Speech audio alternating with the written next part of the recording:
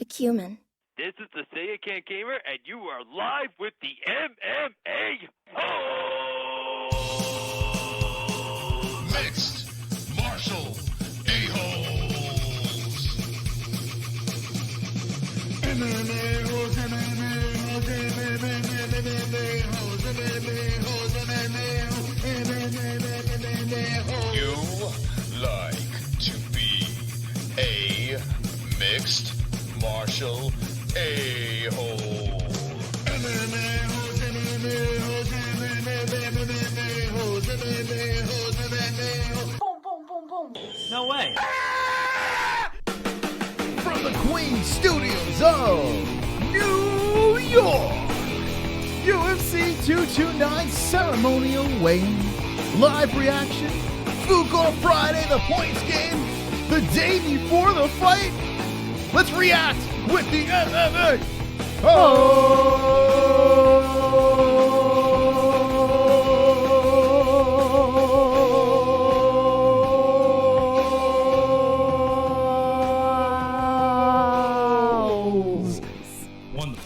Wonderful, wonderful. What's up, friends, family, everybody? Welcome to FOOK Off Friday. It's the early edition of FOOK Off Friday. I kind of like this early edition, by the way. Do you? Yeah, I kind of like going live at 8 o'clock. Means that we can, I can go to bed at a normal time. What if we go for like 4 hours tonight? Oh, no, thank you. Or you. 5 hours? No. Or 7 hours tonight? It's okay. What if we have such a good time tonight that we just go all night long? All right. All night long. Would you like an all night long MMA Holes stream? All night long. Let me know in the chat. Because tomorrow, Conor McGregor, Khabib, they will fight. It is official. They both made weight. Conor came in a 0.5 under, and Khabib came in on the money. Tonight, we're going to react to the ceremonial weigh-ins. We saw the weigh-ins this morning, and everyone's good. Everyone's good to go. But now, this is why we're going early.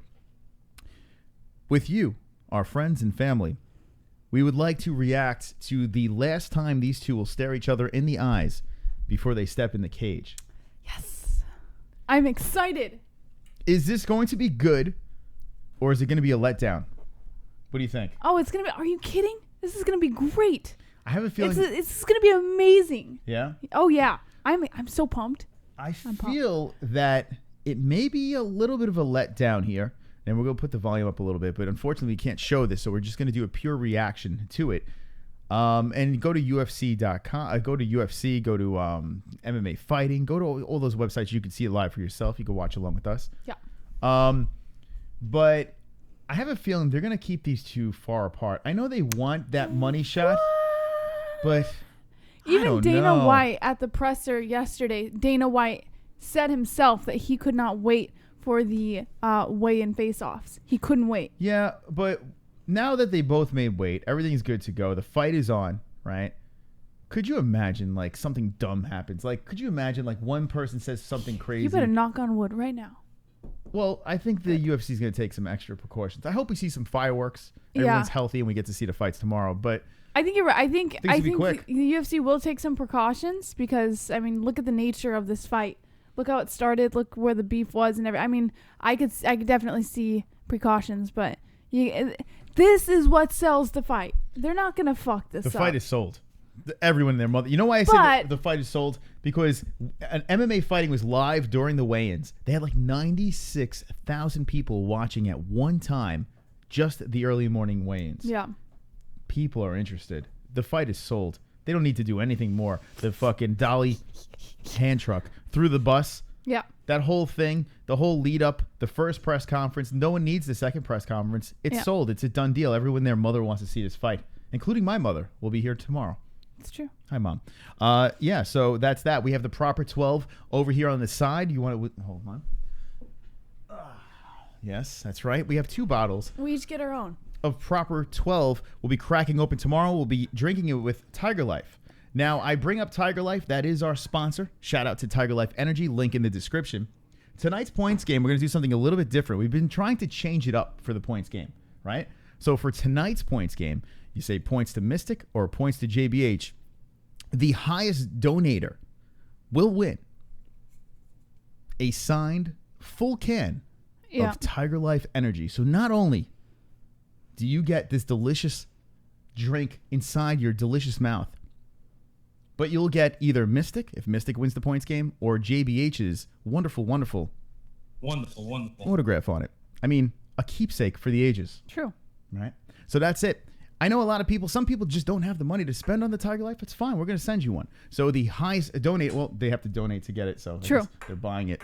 Yeah. Anyway, well, that's how this works. So points to Mystic. If I win the points game, you get my swole sexy But everybody autograph. wants JBH's autograph.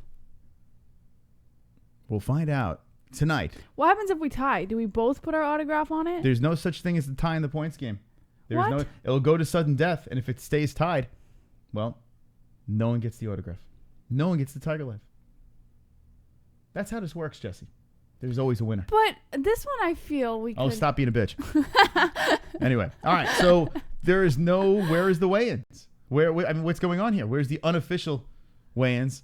The ceremonial weigh-ins. Where is it? We're watching UFC.com. Or Stop UFC. being a bitch. We're watching Megan O'Leary. And yeah, we have a lot of news to get to tonight, and we're just going to cruise through. We're going to react to the weigh-ins when it happens. But let's say hello to our friends over here in the chat. Hello, friends. Hello, friends. Vigo Stockholm says, Brappa 12. Drunk Savage says, will you fart on the can before sending it? I will. Yes, Olivia Lowlife says, Karate Hottie in that skirt. Damn. Gary Banjo Sandwich says, donate $100. Weezing336 says, they're waiting on Connor. Fritz Mott says, Brappa 12 minutes of cardio. Do you think, hold on a second, and we'll get back to the chat in a second. Do you think that Connor is late? Do you think Connor is late this time, especially this time? Because, well, Khabib left early the last time. They both have to be there for this. It's you think he's going to intentionally make Khabib wait? You know what? I'm going to have to say that's the deal. Let me know in the chat. So? Yeah, I would put money on it. Maybe. That Connor wants to get one last zing in on Khabib. Yeah. And show up late to the weigh-ins. I mean, set the whole thing back, make him wait even longer. The only thing is, he's making the entire fight card wait. Well, he doesn't care, right? No, it's on Connor's time. All right, let's see what the chat says. Do you guys think that Connor's making us and the entire fight card wait for this weigh-in? K-Dub says, how about that Jon Jones Daniel Cormier news? Trey Sav says, Khabib is defeated. I can tell what by his news about Jon Jones Daniel Cormier? Are you talking about the interview with Ariel? Is that what he's talking about? Yeah, well, help us out. We have a bunch of news tonight that we're going to get to. We covered some yesterday, though, that Daniel Cormier was not interested in a fight with Jon Jones. Neither, apparently, are interested. And I say bullshit. But we'll get into that in a little bit. Fritz Mod says, tired of late. Stalio2 says, smoke something? You should go on Chatterbait. Olympia Lowlife says, Connor is going to make at least $50 million for this fight. Careful, Olympia, we'll talk about it. MJPG and Chill says, I'm so ready. OMG, my body. I'm growing a boner. Well, Smoke Something says, Connor's got mind control over Khabib, like DBO. K-Dub says, they say Connor was late. Olympia Lowlife says, John said no. Apparently. Pulse Resurrected says, you do me so I can't donate anymore. Pulse, who do Okay, because Pulse donated that 20 at the end of the last show. That's what he's talking about. Well, listen. But we jibbed him. It is what it is. I have a feeling, I really have a feeling that Pulse will be getting a signed version of this tonight. You think so? I have a feeling. I think not Pulse, if you jib him again. Well, here's the thing. I didn't jib him. You can't go after the buzzer. But I feel that there is going to be a full can of TygerLyfe. Now, I don't know. Well, of course, it's going to be Mystic because I'm going to win the points game. But I think there's going to be a full can of TygerLyfe in Pulse's belly. He wants it so bad that he can shit on it. That's what I think he wants to do. But then when he takes a sip of the TygerLyfe, he's like, holy fuck, it's actually good. Yeah. What, Pulse doesn't think it's good? And whoever wins, by the way, whoever's the highest donator and wins the can of TygerLyfe signed by either Mystic or JBH, so points to Mystic, of course. Hi, Vigo. I want you to video yourself drinking this. I want to get a live video reaction. That's what I want to get. Yeah, and then we'll put it on the We'll put it on the MMA-Holes.com. We'll make you a goddamn celebrity, right? All right.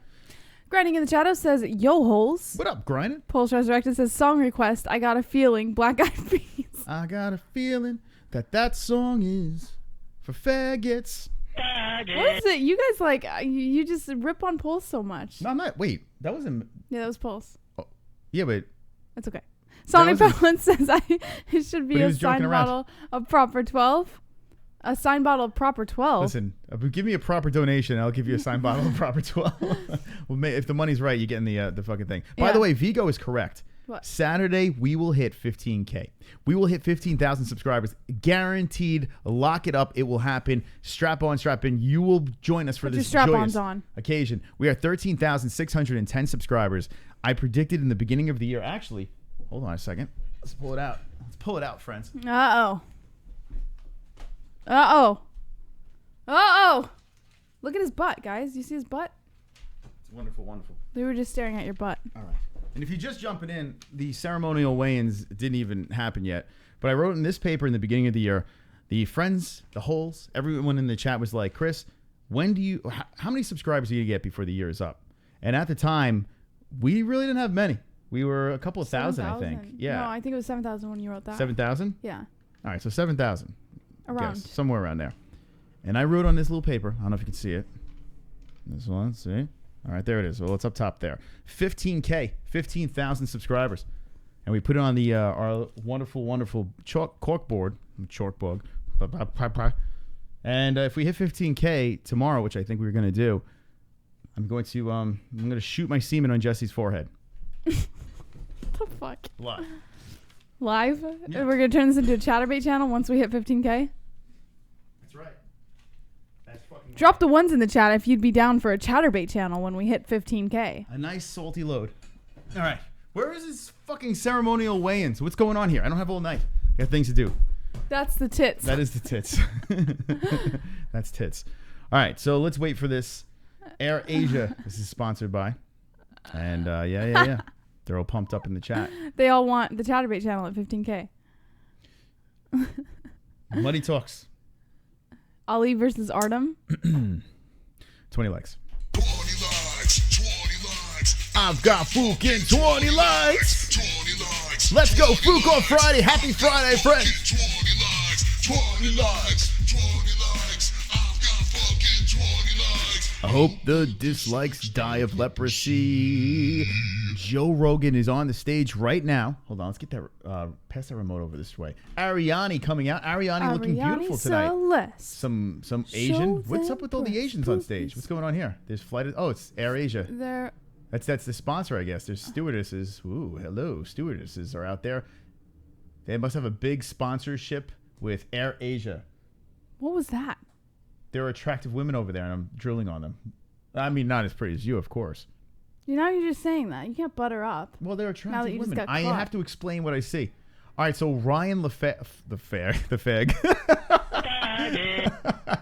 LaFleur and Tony Martin are about to enter the stage or approach the stage. LaFleur was on the MMA-Holes, actually. He was on the MMA-Holes, and he's got something to prove. He's got a little chip on his shoulder. Tony Martin, 171 pounds. All right, here we go. We're going to react to this. We're just hanging out right now a little earlier on FOOK on Friday. We're going to talk about the weigh-ins, the ceremonial weigh-ins. Ryan LaFleur, 14-2. 14-2, and people are upset because he has a lot of decisions on his record. But it is 14-2. And LaFleur, who was on the MMA-Holes, actually from Triton Fights. We were at Triton Fights. We ran into him. He was nice enough to come on for a little bit. Gets on the stage. Flexes in front of the public. And we have two people that made weight. Air Asia. Yeah, wow. Air Asia must have spent a pretty penny. Ryan LaFleur, 171. Both fighters are staring into each other's eyes. They're smiling, grimacing, talking a little bit shit. But are civilized. And get off the stage. All right. What's up, 114? What's going on? We're reacting to Khabib McGregor ceremonial weigh-in. Michael Anzalone, I think we're doing prelims and the main card. That is correct. We are doing the prelims and the main card. Yeah. This is the next two that are jumping on the... I can't even believe this. I can't even believe that this card is intact. It's unbelievable stuff. And I could not be more pumped up. Nick Lentz about to step on the scale.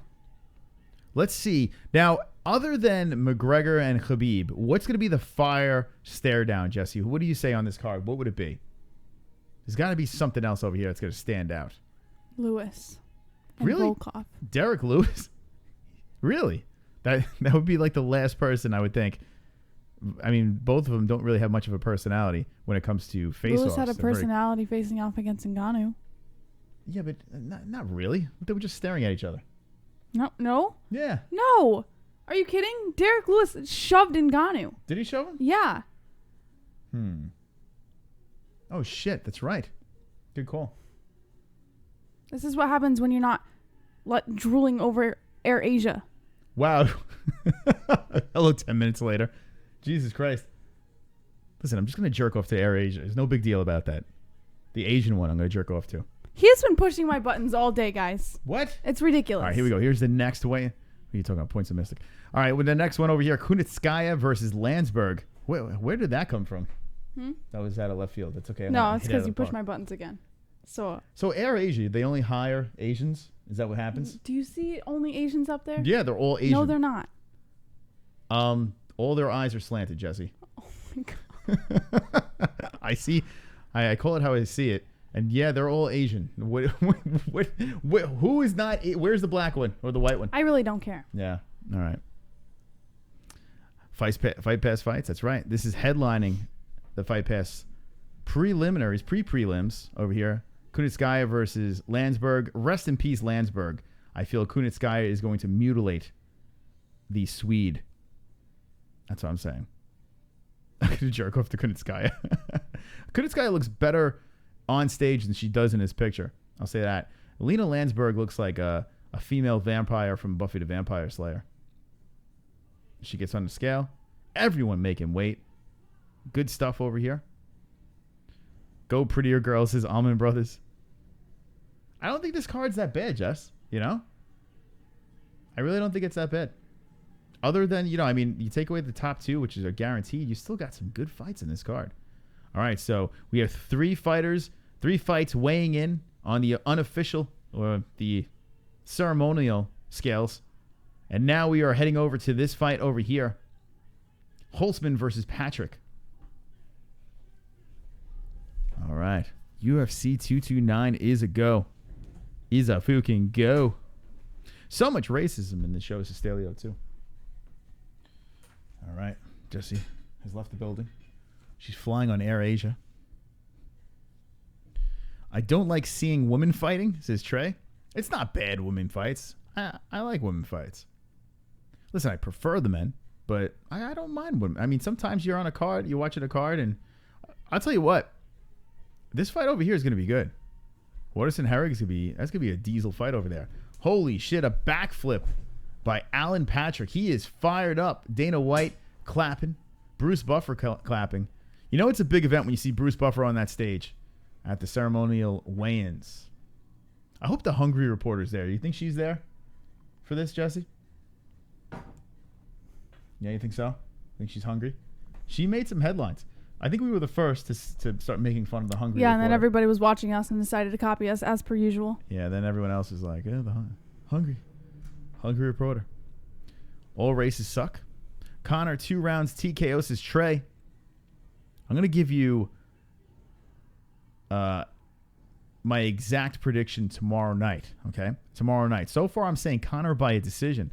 We got a little shove. We have a little fired up stare down over here between these two. Patrick gives a little shove. Scott Holtzman looks at Dana White. He's like, I'm going to smack the black off this guy. He didn't really say that. I'm just making shit up. All right, here's the next fight. Do you know she broke her leg in half, Evinger? She fired her coach this year. She broke her cock in half. If you know what I'm saying. Wonderful. Fun fact. Tanya Evinger. Yeah, she was injured, and she fired her coach. That is a true statement. She's walking onto the stage now. Tanya Evinger. Looking manlier than Evinger. Ever. Tanya Evinger, who got smacked around by Chris Cyborg. So after the Chris Cyborg's fight, she broke her leg? Or was it before the fight? What was the excuse? Wait, after which fight? Chris Cyborg. Yeah, I think it was after. It was during sparring. She had just come back from one fight or from one surgery or some shit like that. She had just come back. She was supposed to get a light sparring partner, and it was just this guy that came in, and it wasn't light sparring, and he ended up tearing her ACL, MCL, LCL, and her meniscus. like all of them, and completely tore her leg in half. All right, so Aspen Ladd, who's 6-0, having some weight cutting problems, but gets it done today. She looked very happy when she got on the scale this morning. They had to put the towel around her, and now she's fighting to try to get 7-0. Aspen Ladd, a lot of people are talking about this young Lattice, and yeah, they square off cordially. The next one over here, we got Jalen Turner. Jalen Turner, wasn't he on the Contender Series? Wait, where's this guy from, Jalen Turner? Hold on a second. He looks fucking familiar because I remember we were making fun of his hair. Hold on a second. Let's see. God damn, I'm good. I don't even, and Jesse can vouch for this. I don't do my research, but I have like weird memory when it comes to bizarre fighters. Turner, yeah, he was on the Contender Series. He was rocking that weird high fade Lionel Richie. 3-0. You remember this kid, Jess? No. Yeah, we had a good time making fun of him. Got a tough one against Vicente Luque. Smoke Something's fucking having a seizure in a chat. He's pumped up. I tell you what, the reason why we're early is because it's like Christmas, right? For MMA fans. Christmas Eve. I've been thinking about it every morning. When I wake up, I jerk off on Jesse. I wake up, I jerk off on Jesse. No, that's not what happens, right? Did that happen? No, I didn't jerk off on you. That didn't happen. But no, I wake up in the morning and I'm like, it's so close. It's so fucking close. I don't know why I get so excited about this. I should get excited about like real life stuff, like Maybe. life goals, instead of just sitting here on YouTube and talking about mixed martial arts and making cringy, horribly racial jokes. But instead, I get excited about Proper One Risky. Proper One. Huh. Yes, sir. Let me know in the chat if you talk about MMA so much that your family and friends want to murder you. Let me know if that is with the ones, if that's the case. And I think that's why we have like 96 people watching right now. We're all in the same boat, right? We all love this fucking sport. Whether you compete or not, we're all fans of the sport. And that's why we're here, right? It's fun. It's a fun fucking thing to do. Check your privilege. The MMA-Holes, when's the last time you legit got in a fight? This is post reloaded. The last legit fight. I fought a handicapped black guy in a wheelchair. No. It was ridiculous. All right, so Sergio Pettis. When was the last time I got into a real fight? I'm trying to think. It was a bar fight. It was the last time I got into a legit fight. Why would you ask that question? I don't know. Why ask him why he asked that question? I mean, it's just normal, right? What? When was the last time you got into a real fight? High school. Like in the lunchroom, pulling each other's hair? Like one of I them? never pulled hair. Did you ever fight over a boy? Like fist fight over No. a boy? No? No. I No, did. because when I was in high school, I wasn't into that. I wasn't Just into missed like. my joke. Yeah. Yeah. Lena, what? I said I did. No. That was a fag joke. That's so funny. All right. Go ahead, tell the story. No, too late. My family's a bunch of faggots. This is Mark Rowe. Both Pettis brothers are looking good. Yeah, they are. Here we go. Felice Herrig. All right, here's the real question. Is Felice Herrig hot? That's the real question. A lot of people in the chat talk about it. There's some confusion. We're not sure if we should fap to Herrig or throw her off a bridge. She looks good here, Jess, right? Herrig looks... She's always uncomfortably muscular. The Karate Hottie is more feminine. I have a strong pick in this one, and I think I'm going against a lot of people in this fight. I'll tell you guys tomorrow, but Herrig versus Hottie, I have a very lopsided pick in this one, and people might be like, really? Strange. Do you have a firm pick in this fight? Karate Hottie. What? There goes the build-up for that one. Well, how can you ask me a question and then when I answer it? All right, well, yeah. So Karate Hottie puts up the flag. Both sides are changed. They square off. Herrig looking stern. Triceps looking fantastic. Wish I had arms like Herrig, right? They shake hands, smile. Felice Herrig looks to give her something. What the fuck would she put on? They both hug. So Herrig gave her a gift. Not sure. All right, here we go. Lewis versus Volkov. You might be right, Jesse. This might be the most heated one. You ready? I'm always right. Y'all so awkward, says You're the an prospect. awkward prospect. Well, fuck you. All right, so Volkov is walking in with his Ruski hat on. Volkov, very tall. He was a Bellator champ, if I'm not mistaken, right? I think. I know. Yeah, it was Bellator he came from. Yeah, he has the stingray on his back. Fucking Volkov is nasty. He's a nasty striker. My Black Beast better get past him. What's that? You're like that stone kid in the back of classroom that just snickers. It's like, what happened? I'm just chill. Yeah? Yeah. What are you laughing at? Can you let me in on the joke? Read the chat, man. Every once in a while, read the chat. Hello, Chris and Jesse. Hi, Ed. How you doing? All right, Black Beast is about to... The weigh-ins, Jess. I know. Well, We got Volkov versus Derek Lewis. The Black Beast looks trimmer than ever. Look at this motherfucker. The Black Beast. Very little of a belly. Some muffin top, but not much. Oh, there it is, Jesse. You called it. The Black Beast getting in the face of... Oh, he takes the hat off. Volkov pushes and kicks. Jesse's correct. The Black Beast and Volkov go at it. Good call. You got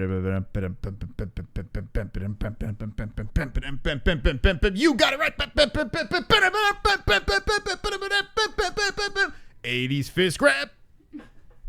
Wonderful. Good job. Thank Wow. you. That was dramatic. I always call Holy it right. Shit. I always call it right. See, now watching these two stand next to each other, I kind of like the way the Black Beast is a little shorter than Volkov. He's got that power. Bigger. Yeah, I like the Black Beast. Now, if you're new to this, I am a big Black Beast dick rider. A BBB dick rider? I'm a BBB dick rider, yeah. Wait, Black Beast. Big Black Beast. Big Black Beast, yeah, that's me. Yeah, I'm a fan. Black Beast is the best. But, man. All right. That was good stuff. Told you, motherfucker. All black people eat at KFC, Stelio 2. This will be a good fight, says Olympia Law. Yeah, well. Beast is awesome. I'll never doubt JBH against says Mark Rowe. Look at that. Appreciate it. Thank you, Mark Rowe. Look at that. Appreciate it. OSP taking off the shirt, taking off the spectacles. And we are playing the points game tonight. If you guys want to donate, say points to Mystic and points to JBH. The highest donator will be over here. And at the end of the night, the person with the most points will send an autographed can of TygerLyfe to the highest donator. So get your points in. We're playing tonight. All right, OSP, very calm against the opponent over here. Only a couple more fights left. We have Dominic Reyes, who is 9-0, stud, young stud, going up against OSP. OSP is trying to stop the hype train. Can you believe everybody made weight on this card? I sure can. Christmas. It is FOOK Christmas. Tony Ferguson versus Anthony Pettis, about to hit the fake scales. Here we go. Now things are about to get good. All right. You think it's going to be fired up, Jesse? I hope so. I certainly hope so. It's the last two weigh in on this one. Next week, Mystic Mouse will be a pilot at Air Asia Airlines. Wonderful. Excuse me. This is your captain speaking. Can all the gooks... Wonderful. You couldn't even finish that one. I couldn't get through. It was too racial and cringy to get through. Attention, all gooks. This is your captain speaking. All right, so Anthony Pettis bouncing around, all pumped up.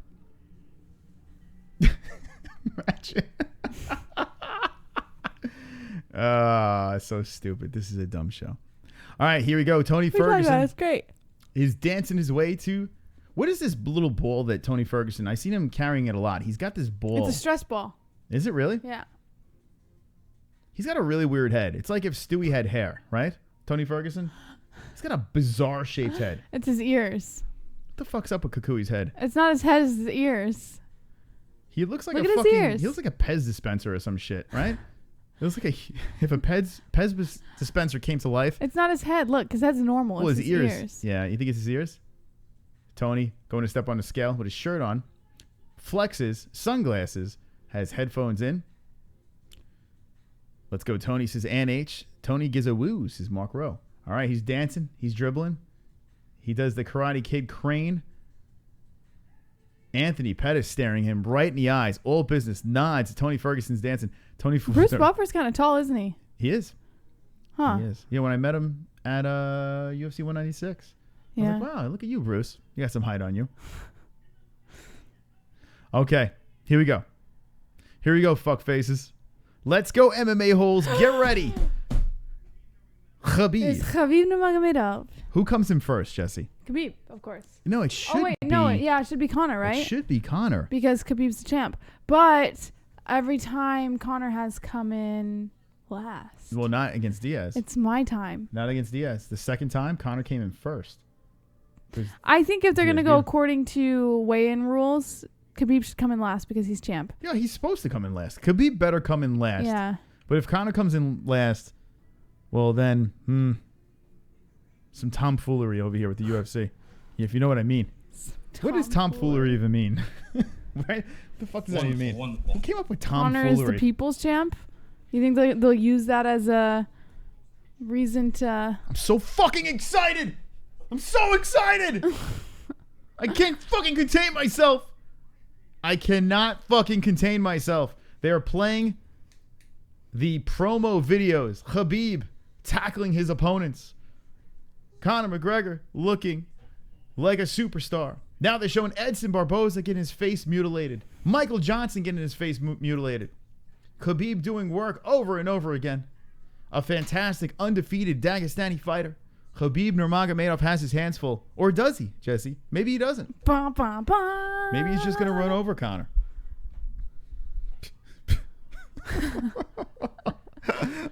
To the people, I think Khabib's going to win. Got jokes. Got jokes. You ready, Jess? Yeah. Let's see the action. Where is it?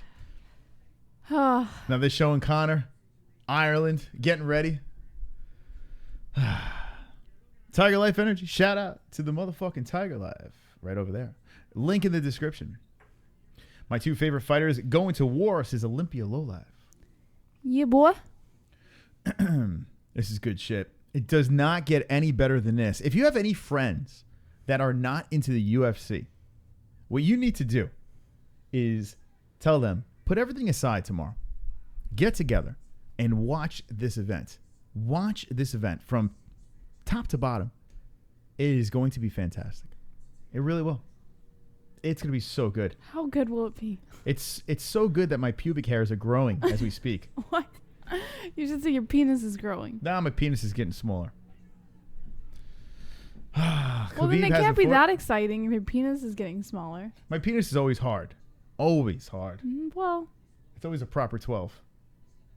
You think it's called proper 12 because Conor's packing heat? You think he's packing like 12 inches? well, we know Conor's packing heat. He posted that picture. on Nah. Instagram. That doesn't really show Conor's much, though. packing some heat. You think so? Yeah, but Isaiah Moore has more heat. That's true. Isaiah does have more heat. Is Isaiah more We've heat? seen enough of Isaiah. Yeah, no more of his heat. All Well, right. How long are I don't these- mind it too much. What? I'm going to Asian Airlines. I'm just getting back at you for Asian Airlines, so suck it. Because there are beautiful women that go across. Well, the maybe I stream. think Isaiah Moore's pictures are beautiful. Yeah, just like when we ended the stream, you're like, I want to vomit. I never said Whoops. that. Why did I say that? Now he's putting words in my mouth because he can't handle it. He can't handle it, but I have to be able to handle it. I handle everything. No, you can't handle it. You tried it. Oh, Conor's walking out first, which rightfully so. Look at that so he should. beard. He is coming out to the cage, to the platform. He is wearing a sleeveless shirt with a hat low on his face, looking up at the crowd with his Beats headphones Beats wrapped by around Dre. his neck, a tight waist with sweatpants, white shoes. Conor McGregor is carrying a bottle of something, and it is Monster Energy. No proper 12. Fixes his hair, flings the hat into the crowd. Conor McGregor takes off his left shoe. Now he's taking off his right shoe. Conor McGregor is taking off his shirt, showing off all his tattoos, flexes, looks into the crowd, healthy, takes off his pants. Conor McGregor is about to hit the scale, takes his time, takes a deep breath, looks into the crowd as he fixes his underwear, gazes down, they say his weight, puts his arms in the air. Take your picture. Here's the scream. Conor McGregor is screaming and flexing into the crowd. Air Asia is in the background making knockoff sneakers and pocketbooks. Conor gives a high five to Dana White. Now, I want you to do the exact same thing. Explain Khabib Nurmagomedov. That's my guy, Conor. Now you explain Khabib. No, you explain Khabib. Hurry. He's No, coming in. I'm bad at it. You explain Hurry, it. he's coming Yeah, in. explain it. Khabib's You make me walking. nervous. He's walking to the stage. Oh, they're talking shit already.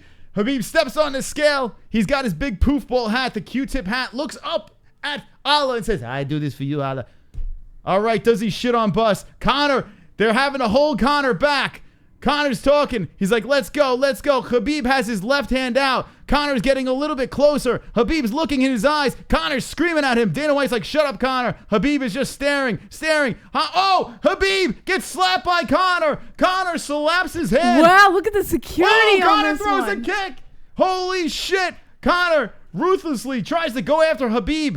What I do notice, I don't know if Habib has shoes on, but Habib looks, oh, he does have shoes on. Okay, so Conor's barefoot and Habib has sneakers on. So I wanted to see the height between the two. We couldn't really get to see that. Did you see the security that they have on these guys? No, they're watching us, of course. Well, they've got to be watching this too. Well, we got what we asked for. That's it. We wanted to see a little drama. They are talking back and forth. Conor tries to get past Dana White, screaming at Habib. Habib is like, come here, chicken. Send me a location. I think Habib wants to go shit in the bus. All right, let's hear what Conor has to say. Hold on a second.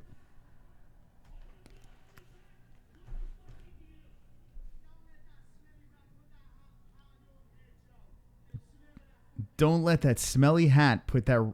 No, that smelly rat. Put that hat on your head, Joe. That smelly hat on your head. Now he's attacking Khabib's hat. That's the lowest he can go. I love it. Is I love attacking Khabib's hat. Well, it is a smelly hat. You got to think it stinks. Was that Drake in Conor's corner? Who the hell is that guy? Khabib is getting booed hard right now. Joe Rogan's like, what is this mic video? Let's see what Khabib says. God gave me everything.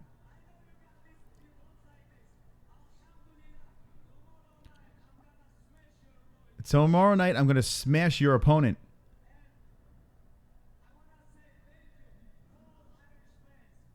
Thank you, Irish fans.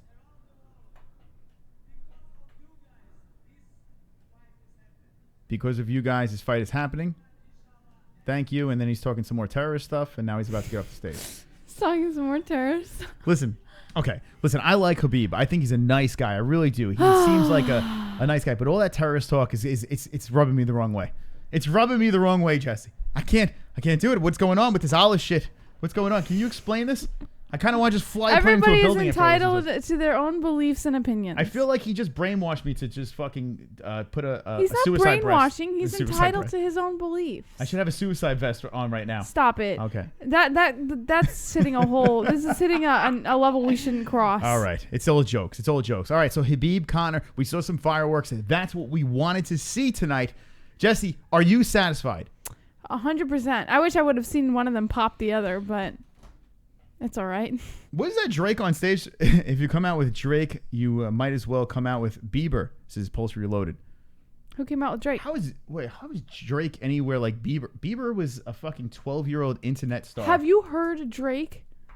Yeah, I mean some of his songs. Don't tell me you're a got Drake my fan. Eyes on you. Emotion. I'm a Jew. He is a half Jew, right? Is he? Yeah, he is. Welcome to FOOK Off Friday, y'all. All right, so All let's right. process this. Yeah. Process what? You processing it? I'm processed. It's processed. You are processed. Yes. All right, I've been doing a lot of talking. Let's All right. talk to us. I'm sorry. I have a migraine. Still? You Yeah. ate? Because it's not because I'm hungry. I told you that.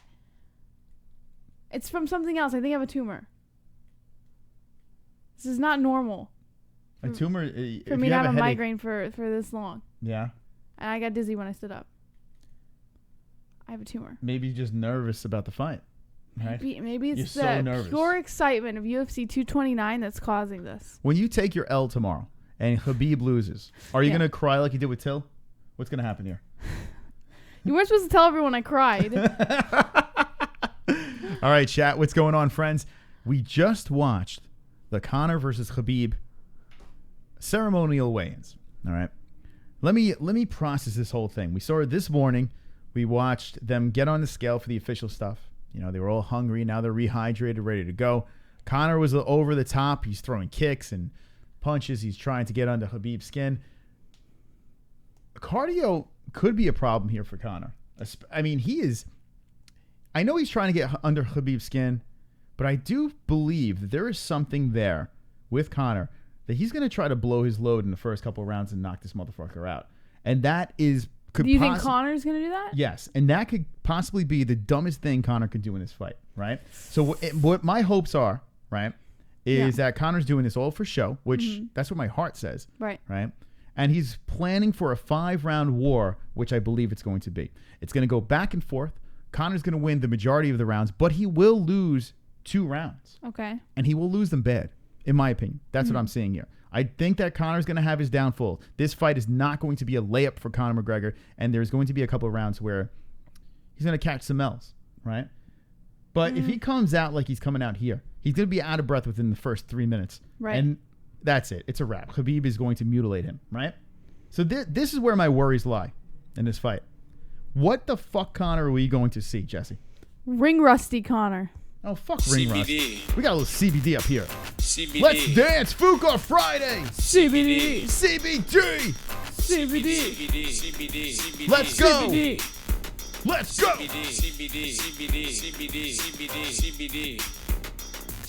CBD. It helps with healing process and inflammation and stuff like that. So you wanted to get these for before or after the fight training and make your life a better place. And there's Nate.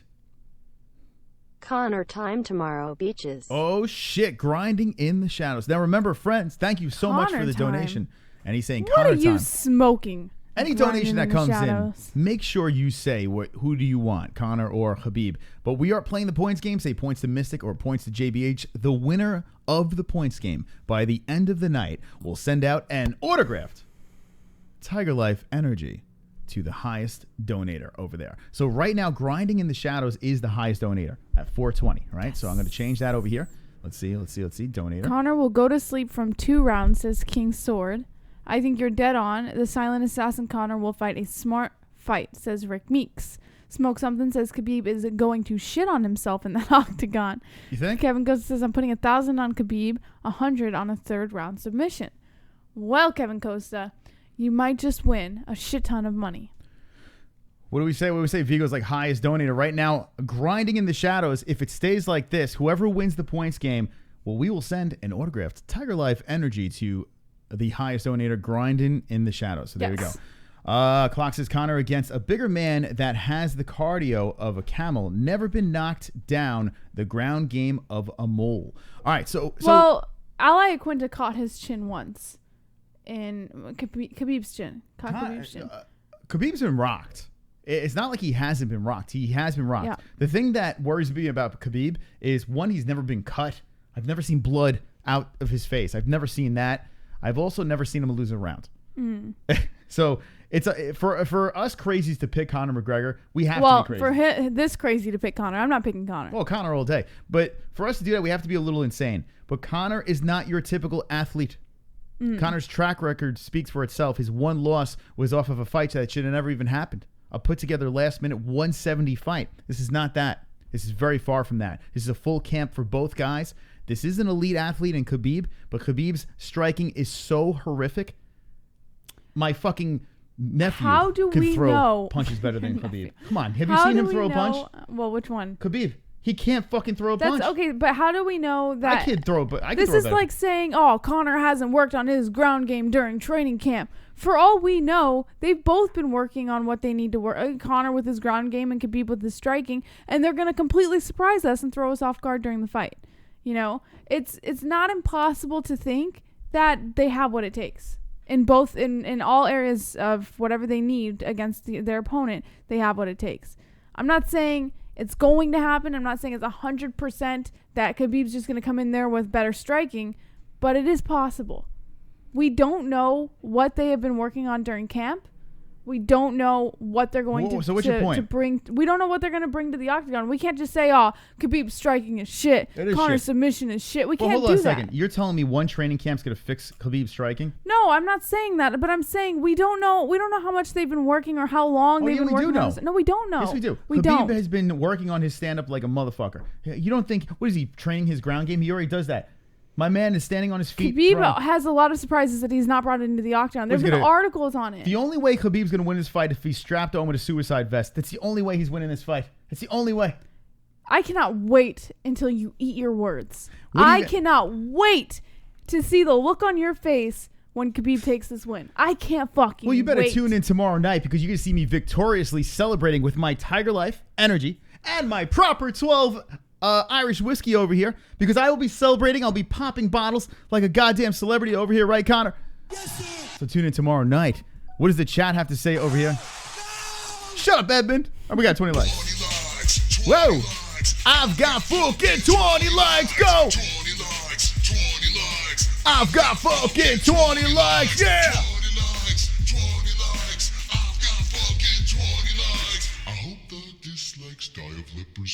Holy shit, I see some old peeps in here. Coach Bailey Cooper. What's going on? Coach Bailey Cooper was here from, man, you were here from the fucking very beginning. Welcome back, Coach Bailey Cooper. I mean, when I'm talking, I had 2 people watching. Okay. Coach Bailey would be in there and be like, hey, buddy, it's you and me now. And they're like, hey, Coach Bailey, thanks for showing up. It's just us. And then we had sex. Jesse, you're really confident about this fight tomorrow? I am. You have zero confidence. I see it in your face. Why would I be so calm if I wasn't confident? You kissed me on the the face-off yesterday. I know. That's a sign of weakness. No, that's not. It's actually a sign of me putting you into a weak position. No. Yeah, I stood there firmly. Actually, do you want to see this? Check this out over here. We did a face-off yesterday, right? And Jesse planted one on here. We're going to do the news tonight, so strap in, strap on. We will be doing the news. Remember, we are playing the points game. Let me explain how this works. Hey, we got an MMA-Hole. Thomas Foley is wonderful, wonderful. Fowley. Thomas Fowley is wonderful, wonderful. How do you know it's Fowley? Maybe it's Foley. Does that look like Foley to you? I pronounce it Foley. All right, anyway. You're also like half dyslexic. Here's the deal. What's half... What? It's not full dyslexic. It's just dyslexic in certain things. Let me explain what's going on to my friends in the chat, the new peeps that are joining in. This is FOOK Off Friday. So what happens is this. Any donation that comes in, say points to Mystic or points to JBH. The loser of the points game usually has to do something. But tonight, the winner of the points game will be sending out a signed TygerLyfe Energy, the most delicious energy drink ever to hit your fucking lips. You guys know you want an autograph from JBH. You don't want a Mystic Moss autograph. You want a JBH autograph. Grinding in the Shadows gets it, but you have to get a winner. So say points to Mystic or points to JBH. All right, so let's scroll down over here. Last night, we decided to do a face-off, and look what this cunt does. Check this out. Jesus Christ. Oh, you can see it better over here. But NH trapped this shot over here, and then she puts all these fucking little things over here, and girlies me up. But let's see. Look at this. We did it in the 80s fist grab cam. And she fucking plants one on me. Now, if you look at my face, I'm like in disgust. I'm like, wait, hold on. This is supposed to be a face-off here. And it becomes a romantic novel. So, don't you love it? I do love it. All right. At the end of the show, what I want to do is this. We have captioned this pic over here. It's Mark Ramundi and this alien guy, right? And the funniest one on this will get a wonderful, wonderful wristband. It's on the MMA-Holes.com. That's where we're pulling our news, scouring the internet. We're going to be talking about some news tonight. But it is FOOK Off Friday, so let's keep it going. Let me know in the chat room, who do you have for tomorrow? Pulse Resurrected. Pulse, what are you doing? Welcome. All right. Imagine this is the first time he's subscribed. Yeah, cocksucker. All right, here we go. Jesse, what's going on in that chat room? Cole Vic says Conor will let himself be taken down. Burn that Dagestani. I missed it. Sorry. There was something else that came in. My apologies. Ricardo Luciano says Conor came out like a nervous mouth breather at the first presser and fake weigh-in. He looked good at the second presser and real weigh-in. Khabib has this. Agreed. Yo, Rusty with the super chat. Rusty, this person over here. Man, this is another one that's been around for a minute. He's been around forever. What? Rusty with the super chat. Thank you so much. but no points. It doesn't say points to Mystic or points to JBH. Rusty, you want points. But thank you. I mean, you want my autograph, Rusty. You totally want my autograph. Well, here's the thing. Rusty is indeed our highest donator. So now we have to put him at top. Mm-hmm. So here we go, Rusty. Rusty gets a TygerLyfe Energy. If he stays on top is the question, though. Hold on. $10. You know what I was just thinking? Mm-hmm. What if someone has like a heart condition and they can't have an energy drink? Oh, my God. I swear to God, you could be possibly retarded. It's possible. There's a possibility. Oh, God. Evil Duck 616. It will never. Let me just make this very clear. TygerLyfe will never give you a heart attack. Just don't listen to this one over here. It's fantastic stuff. We drink it constantly. No, I'm not saying it would get. Calm down. I'm not saying it would give someone a heart attack. Yeah. Before you get your panties all in a twist. Yeah. All what right? are you saying? I'm saying it's an energy drink, and any like logical person knows an energy drink. It has nothing to do with it being TygerLyfe. It has to do with it being an energy drink. Calm down. Thank you, Olympia. Yeah, just laugh. All right, here we go. Let's move on before I fucking off myself. Uh-oh. Let's come. 400 people are about to come on Ronda Rousey. Let's go. Fap.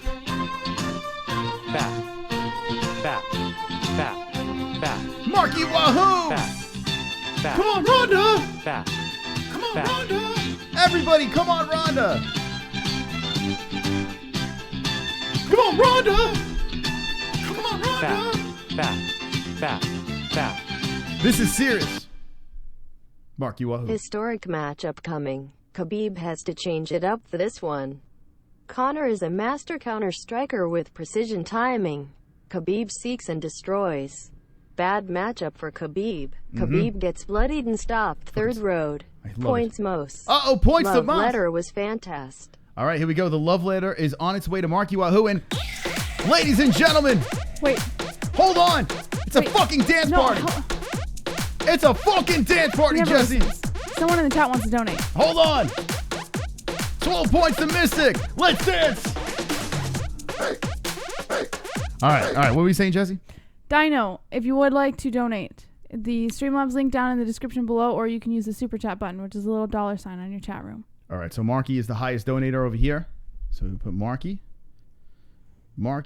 at the 12. All right, so Marky is the highest donator. The highest donator gets an autographed version of TygerLyfe right there. So a fresh can of TygerLyfe Energy with an autograph. And you're going to get a Mystic one if it stays like this. So it's 12-0.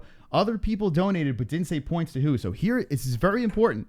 Very important. When you do donate, make sure you say either points to Mystic or points to JBH. The winner of the points game will grace the highest donator with an autographed can of TygerLyfe. All right.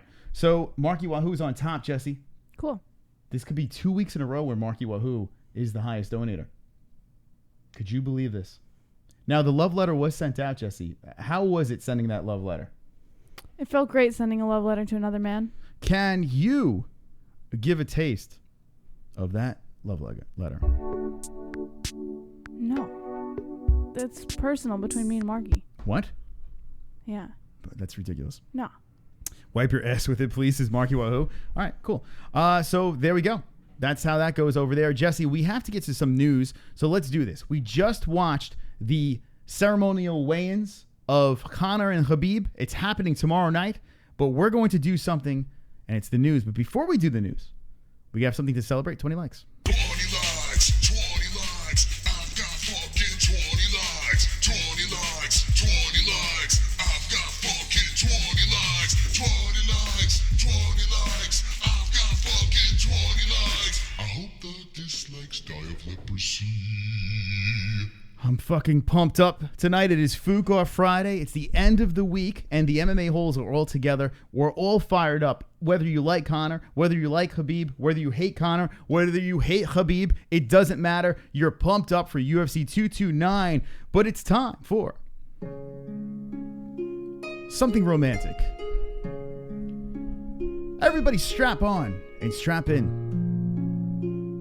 It's time for JBH to grace us with the news. Hey, Tony. Welcome. Are you ready, Jesse? I'm always ready. Good.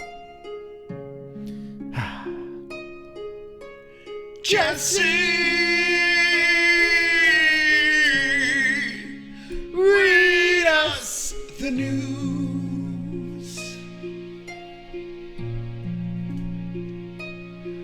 Oh, Jesse. That's so romantic. I want the MMA news. Everybody sing along. Your favorite newswoman. I know PFL's on. Fuck them. Wake up. Finish work. Whatever you do. Wonderful. Wait, right, you Jesse. missed the. It's gonna be okay. What is in the news? We have a lot of stuff to get to tonight. Friday, FOOK or Friday. We are playing the points game right now. Marky Wahoo is the points leader. Mystic Moss is in first place. Yeah. And let's go. After fan backlash, Dana White says that he will try to make Poirier versus Diaz the UFC 230 main event, according to BJPenn.com. Earlier this week, it was announced that UFC 230, which will go down on November 3rd in New York City, will be headlined by a women's flyweight title between Valentina Shevchenko and Sijara Eubanks. To say the fan reaction to this news was negative would be an understatement. All over social media, fans shared their disappointment with this main event, many of whom suggested the card should have just been headlined by Dustin Poirier versus Nate Diaz fight that is currently serving as the co-main event. Even UFC commentator Joe Rogan seemed to share his opinion, admitting that he doesn't actually know who Sijara Eubanks is. UFC President Dana White seems to have heard the fans on this UFC 230 backlash. Replying to a fan on Instagram who demanded that the Poirier versus Diaz fight be elevated to the main event spot, White said, "Deal." Replying to the same fan moments later, he added, "I said, deal. I'll try to make it." See Dana White's interactions with the fans on the link on the MMA-Holes.com. So, all right. So, yeah, check this out. This is BJPenn.com is delivering the news over here. And, yeah, Dana White is pretty much saying, listen, I don't give a fuck. If you want it, we'll make Nate Diaz versus Poirier the main event, a 5-round fight. Okay. Now I'm with you. Now, do something a little different. You have a belt as a co-main event. Yeah, maybe it's a little slap in the face to Shevchenko. I think she would understand, though. She's going to get paid, and no one knows who Eubanks is. So I'm in for that. Yeah. I'm in for that. 100%. I don't give a fuck about a 165 weight class right now. I don't need that whole thing thrown on my plate. I don't need that. Give me 5 rounds of Nate Diaz versus Dustin Poirier. I am in. I am 100% in. The pay-per-view gets back into the like column for me, and I say go for that. What do you say? No, I 100% agree with you. I don't like this Sijara Eubanks versus Valentina Shevchenko fight very much either. I think it's completely ridiculous to throw a 1-0 UFC fighter onto a main event of a pay-per-view. I think it's bizarre to even think about. So yeah, 100% put Dustin Poirier and Nate Diaz for a 5-round fight. What do you guys say in the chat? FOOK or Friday? What do you want to see for UFC 230? We know our options are very slim, so we have to deal with what we have, right? There's nothing they can throw out there. They've exhausted all options. In fact, well, they made a mistake. They should have been working on this for a long time, and it seems like they were paying too much attention to this UFC 229, getting Jon Jones back. Next thing you know, that's that. Or I think what was going on is Tyron Woodley versus Colby Covington. I think that was the fight. I honestly think they were banking on that fight. I really do. Tyron gets past Till, right? Yeah. It's money. Tyron's going to get back in there. We'll pay him a lot of money to fight Colby Covington. It's a done deal. Right. So, and Tyron gets hurt. What do they say in the chat? JBH. Olympia Lole says AFK. Marky Wahoo says, I really enjoy the caption this thing you guys do. Jake Troy says Poirier is probably one of the best looking guys in the UFC with that haircut. No homo. Brian Regis says, I don't give a bollocks. Kevin Costa says MMA Holes for life. Craig Perks says, I want to see Jesse in fishnets. Chris, sorry. Wonderful. Thomas Matthews says, Nate's the man regardless if he's a 500 fighter. Jake Troy says, Woodley smashed Till. Murade83 says, main or co-main for Poirier versus Diaz as long as we get 5 rounds. Robert Thornton says, Michael Moore versus the Cheeseburglar. Smoke Something says, shut your fucking mouth. What? Vigo Garcia says, Gregor Gillespie. The gift. Yes. Google Goggle Products says, Cyborg is a tranny. All right, back to the news, ladies and gentlemen. You've stumbled on the greatest MMA channel on YouTube, the MMA-Holes, and we're talking some news with JBH. What do we got? Wonderful. Chael Sonnen gives Khabib Nurmagomedov a pass for leaving the presser early, according to SB Nation. On Thursday, Khabib Nurmagomedov and Conor McGregor were set for another press conference ahead of their blockbuster fight at UFC 229. The last press conference was frenzied, displayed the made headlines in and out of the sport. It also featured McGregor drudging up Nurmagomedov's questionable associations. Fans and media alike were expecting fireworks once again yesterday, though when the event got underway, only Nurmagomedov was present. McGregor being late to the media's event is a staple of the hoopla that comes with the Irishman's fights. The tardiness was not well received by the punctual Dagestani, who tapped his watch and told those gathered that he didn't need to wait for anybody, or need to wait for nobody, according to Khabib. After answering some questions, Khabib left the press conference before McGregor showed. McGregor graced the crowd soon after and was left an empty chair to direct his insults at. Submission Radio, who were at the press conference, asked Bellator MMA fighter and ESPN host Chael Sonnen what he thought of the whole affair. The former UFC middleweight title challenger suggested giving Nurmagomedov a pass on skipping out, saying that attendees and viewers were largely tuning in for McGregor anyway.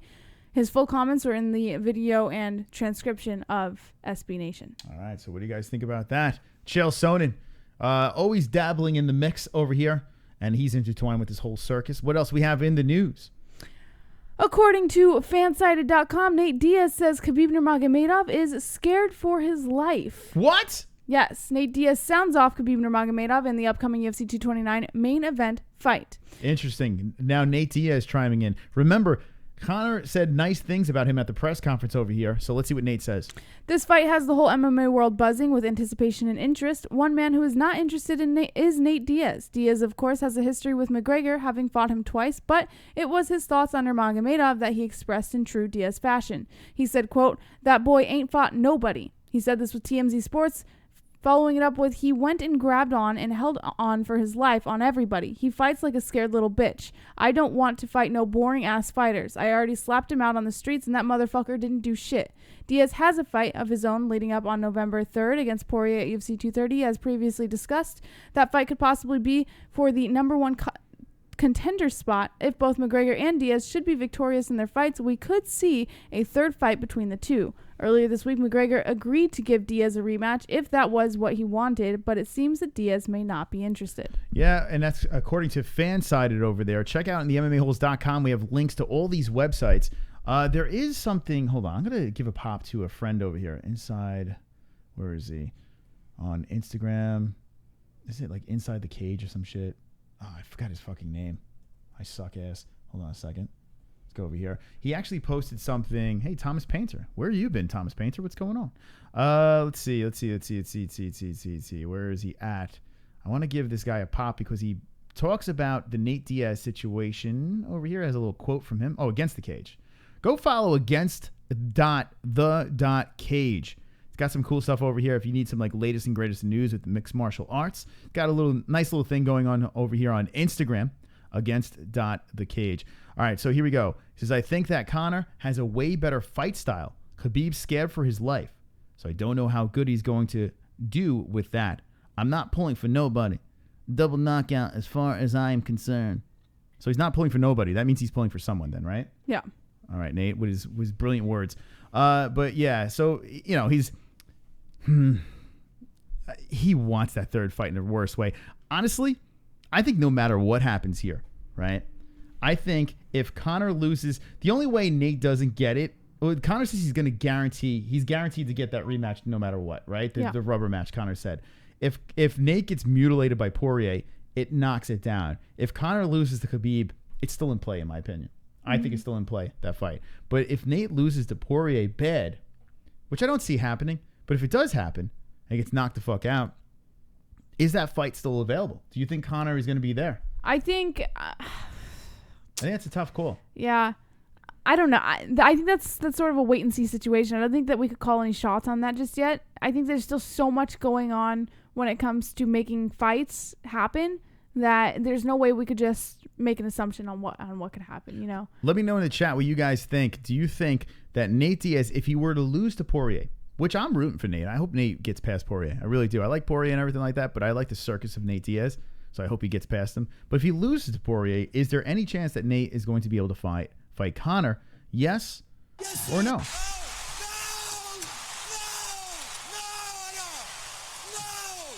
Rick Meeks says he substitutes in Stockton. Jake Troy says Nate might get KO'd by Poirier. Poirier's boxing is nasty, and he has way more power. Mark Rose says Nate's face says no.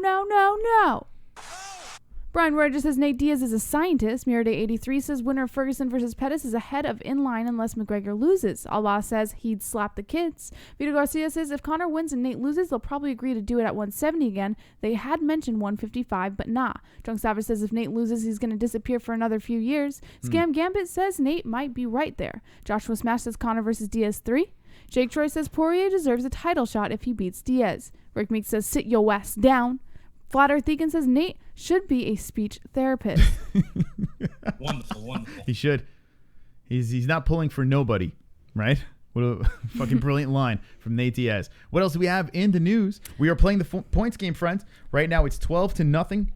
Marky Wahoo is the highest donator. So whatever you donate, say points to Mystic or points to JBH, the winner of the points game will send out a signed TygerLyfe Energy Marky, to the highest donator. you don't want an autograph from me, Marky?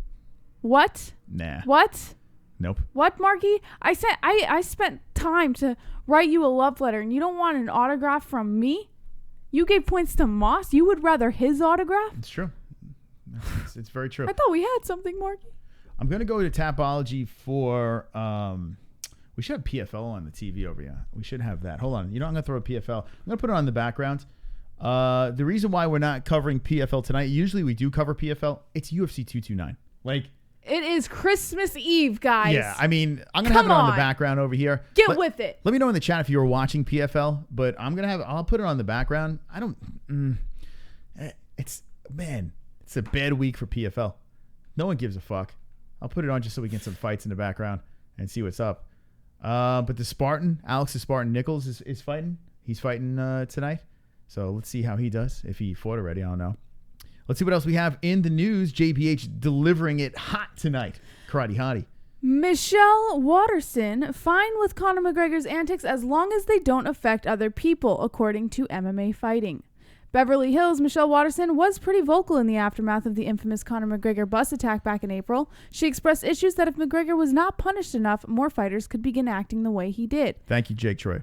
Watterson now finds herself in an interesting position. She's on the same main card on which McGregor is headlining at UFC 229 on Saturday in Las Vegas. The karate hottie who fights Felice Herrig at the event has softened a bit on McGregor's antics, but she also doesn't want anyone else to fall victim to something the Notorious does. Michael Chiesa and Watterson's teammate Ray Borg were both injured when McGregor hurled a dolly through a bus window and unable to make their scheduled UFC 223 fights. She said, quote, honestly, it is crazy because I do think there were a lot of innocent fighters that were affected in everything that happened with the bus situation. Hold on a second. Is this really Eddie Gordon? Hold on a second. Is this the truck? I'm going to check him out. If this is Eddie Gordon, I see him in the chat.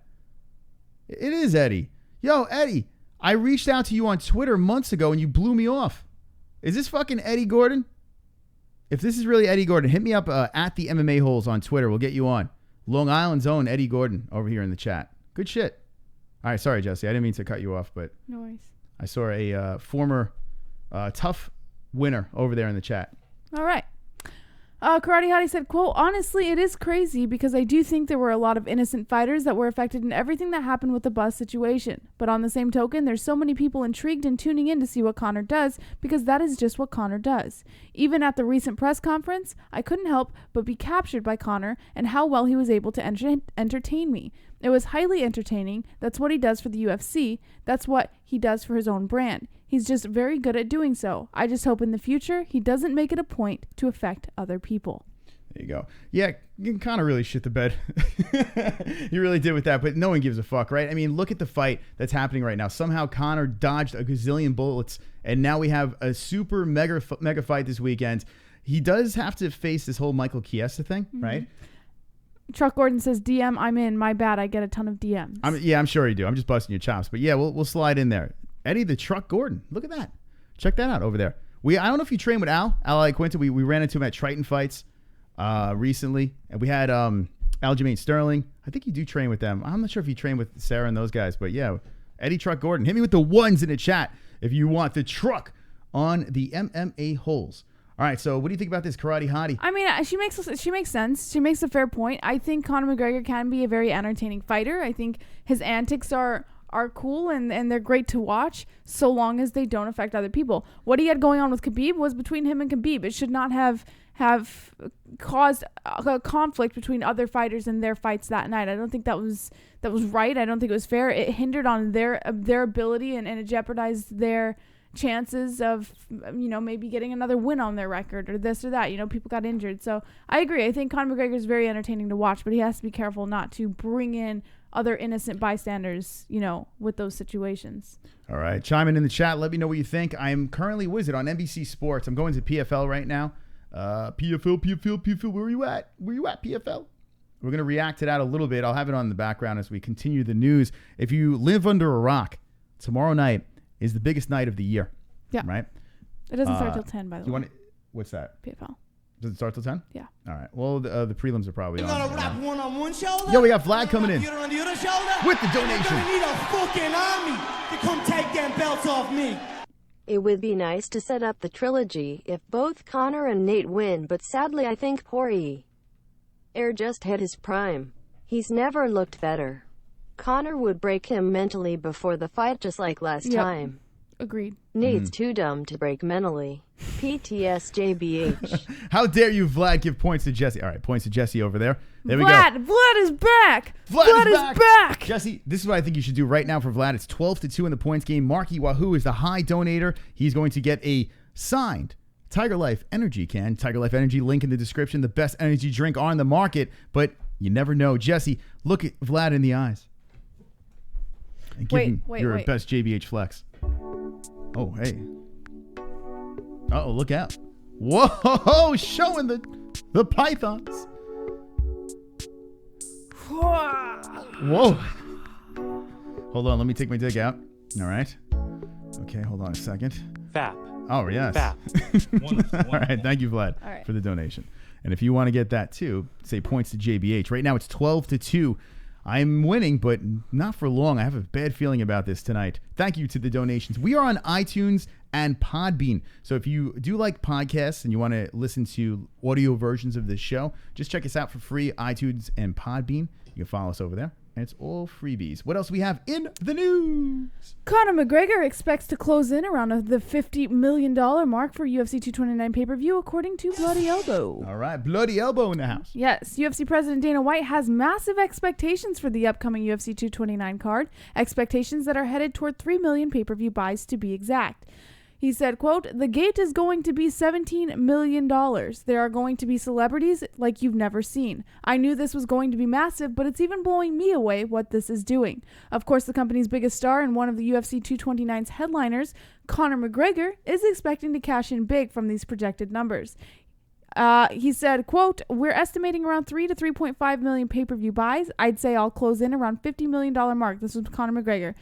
This was during his pre-fight press conference on Thursday. So for a mixed martial artist to make $50 million in a mixed martial arts bout, it's quite breathtaking. McGregor was also in awe about how things had changed from nearly 2 years ago when he fought Nate Diaz for the first time, saying, quote, "To think where we have come from. When I fought Nate Diaz for the first time, he was on $20,000 to show and $20,000 to win. The game has gone to so many new heights so quickly, and we're all just trying to keep up and catch up. And it's a great time to be involved in the sport for myself, for the fighters, for the promoters, and for the managers, for the media in attendance, for the fans, for everyone. Times are good, so let's enjoy these momentous occasions." It's huge. This is big, man. You got an undefeated fighter, killer, Khabib, versus Conor McGregor, the superstar. Yes. Conor McGregor with one blemish on his record. Conor McGregor versus Khabib could possibly be the biggest UFC fight card of the evening. The evening, that's it. The century. Of the century. Well, it's definitely going to be the biggest one of the year, and I think it's going to be the biggest ever. I really do. I feel that. Mm-hmm. This is going to be something else. This is going to be something special. So even if you're not a mixed martial arts fan, if you don't like to watch the UFC or any of that stuff, you might want to kick back, invest in the pay-per-view, or you can watch us react to the pay-per-view. How many people in the chat are buying the pay-per-view and how many people are stealing it? I love asking this question, especially right before the fight, because we are so close to the biggest fight of the century. I even think those cheap fucks out there, they're like, nah, I'm not going to pay for it. Vlad with the donation. Let me know in the chat. And you're going to need a fucking army to come take them belts off me. Vladimir. Conor trying to break Nate. Conor, listen you crackhead cholo essay. You're not going to fare well in this fight. Nate, what? Fuck you, I'm not leaving. PTSJBH. There we Vlad go. is back. Wait. Oh, Vlad. shit. Hold on a This second. is for you, Vlad. All right, points to Jesse. Jesse with the 4 points. 12 to Mystic. And we are heating up as JBH is about to flex. Wonderful. We got to get some of the boys. We got to get something for the boys here. Make sure you do points to Mystic or points to JBH. If you want Farewell. to interrupt the show at any time and make the MMA whore talk, that's how you do it. Yeah. Link in the description or underneath the super chat. Jesse, Yesy. what else we got in the news? Jon Jones denies snitching on anybody in MMA and is not interested in a Daniel Cormier trilogy, according to MMA Junkie. Jon Jones. Jon Jones. Former UFC light heavyweight champ Jon Jones isn't bothered by accusations that he snitched on colleagues in exchange for leniency from the U.S. anti-doping agency, but he is adamant in that they are simply not true. He said, quote, "USADA asked me to do a lot of things throughout this case, but one thing I did not do is snitch on anybody in MMA." Jones told ESPN.com in a wide-encompassing interview published Thursday night, quote, "I definitely didn't give up any information on anyone in the sport, nor do I know of anybody who's doing these things in the sport. I think the whole snitching thing is pretty silly. It's interesting to watch people jump to conclusions about things they don't know what they are talking about. And that's all I want to say about that topic." Jones will be eligible to return on October 28th after the anti-doping offense led to a 15-month suspension by USADA. He tested positive for turinabol after a rematch against current champ Daniel Cormier last year at UFC 214, and as a consequence, had the title he reclaimed that night stripped. Jones faced up a 4-year term after the offense, given the fact that it was his second USADA violation, but before his case even made it up to arbitration, he received a 30-month reduction from USADA based on, quote, "delivery of substantial assistance." Boom, boom, boom. Jon Jones, what are we doing with this guy? Now, Ariel Hawani, I don't know if we have the Q&A. I mean, I guess we can pull it up. It's up to you guys if you want us to dabble into that. But it is the Conor McGregor and Khabib Nurmagomedov Christmas Eve. So we are dabbling into other things here, but we need to keep it with that. But real quick, this whole situation over here, the whole snitch thing. Yeah. He's already on record saying that he snitched when he was a kid. Well, right? So, I mean, he like happily said that I snitch on the kids smoking weed or some shit like that, right? yeah. And then he's, comes full circle, and now people are calling him a snitch. And he's like, nah, I'm not a snitch. Like, what? You know what? Maybe if Jon Jones is like this, yeah, man, what are you going to do? Listen, I popped for fucking steroids. I didn't know. It's not part of the deal. I wasn't supposed to do that. I've made a fucking mistake, or, it was in my supplements. What am I going to do? Yeah. Shit happens. Let's move on. But instead, it's just like he's fucking, I feel like he's crying. And now it's like, now I'm not a snitch. Who cares? Listen, if I was Jon Jones, I'd be like this. Call me whatever the fuck you want. Apparently the snitch thing is bothering him. If now he has to defend the fact that he's a snitch. Yeah, he definitely got a little triggered by it, for sure. I noticed a lot of fans, and Jay Smooth called in during the week and was saying that, you know what? The snitch thing is what made him turn to the other side. If I am a UFC fighter, which I am nowhere near one, right? But if I was in the public eye, and we're kind of in the public eye here, right? We catch a beating from you guys inside this chat room over here, and I don't give a fuck. Like, I sleep like a baby. You can say whatever the fuck you want. I sleep like a goddamn baby over here. Jon Jones, well, I thought he was the type of person that can take the heat and move on. But apparently when the heat's a little elevated over there, Jon can't move on. Look what DC did. Daniel Cormier, right? Daniel Cormier was getting lit on fire over and over again. And now he's kind of turned the crowd around a little bit. He's won him over because he learned how to deal with the crowd. I feel like Jon Jones is kind of crying a little bit here. Yeah. You don't have to defend yourself. I'd be like, I'm fucking Jon Jones. I'm Jon Jones, damn it. I'm Gumby, damn it. That's what I would say, right? I would say I'm Gumby, damn it. Shout out to Eddie Murphy. I don't know. I feel like everything he does, it just is the wrong direction. Yeah. No, he's misguided. He's he does things in the wrong directions, but for the right intentions. No. Yeah, he has the right intentions, but he executes those intentions the wrong way. I'm going to say something here, right? And people might think I'm crazy, right? Because I've lit Jon on fire multiple times, but I said I wanted him back. I don't think Jon Jones is a bad person. I don't either. I don't think he is. I really don't see Jon Jones as a bad person. I think he's a knucklehead. That's what I think he is. I think he just has a couple of screws loose and just is notoriously making stupid decisions. That's what I think he is. Smoke something. His theory. Jones is a raging homosexual in denial. Okay. Fair enough. All right. What do you guys think of the chat about Jon Jones? Let me know. FOOK Friday, motherfuckers. Said Boris says hashtag Khabib. Smoke something says Jones is a raging homosexual in denial. Olympia Low Life says Boston is killing the Yankees. Scam Gambit says Ann H, how are you? Drunk Savage says Jon Jones is out for himself and nobody else. Joshua Smash says Jon Jones, shut your crybaby ass up. Olympia Low Life says Jones is a poss. Roberto Hernandez says he's a poss. Jon was worried a busboy would put shit in his meals. Crazy. Brian Regis says Jon Jones is a classic dumb jigga. B the Builder says McGregor. Joaquim says, let's keep it real. Dana probably has a giant cock. He definitely has a giant cock, Dana White, for sure. I mean, how could he not have a big hog? He's got that big red head. He's got to have a throbbing, bloody, firm cock. All right, I don't know why we're playing old Lazen today. That's right, tomorrow, Conor McGregor's fighting Khabib Nurmagomedov. I am so goddamn pumped up for this shit. Boom! Whoop, well, hold on. Boom! Right over here, we just watched the ceremonial rites, and I'm going to cry. I'm going to cry with some Proper 12 whiskey. Proper 12. How many people in the chat tried the proper one? The Proper 12 whiskey? Hit me with the ones in the chat. If you tried this out, and if you have tried it out, let me know what your review is. We're going to pop this open tomorrow and give you our official review. So if you're not subscribed to the channel, don't be a cunt. Subscribe to the MMA-Holes, and we're going to break records, hit 15,000 subscribers, and I'm going to smash this bottle over Jesse's head. No? Thank you. Oh, okay. No, maybe not. Wonderful. All right, we got Thomas with the super chat. Ken Flo gets slapped. Echo of Stockton ringing. Is that true? All right. Thomas Matthew. What's up, Thomas? All right, so remember, if you're donating, say points to Mystic or points to JBH, the winner of the points game sends out the highest donator a signed TygerLyfe Energy. What? You guys don't want my autograph? No one wants your autograph, Jesse. Right?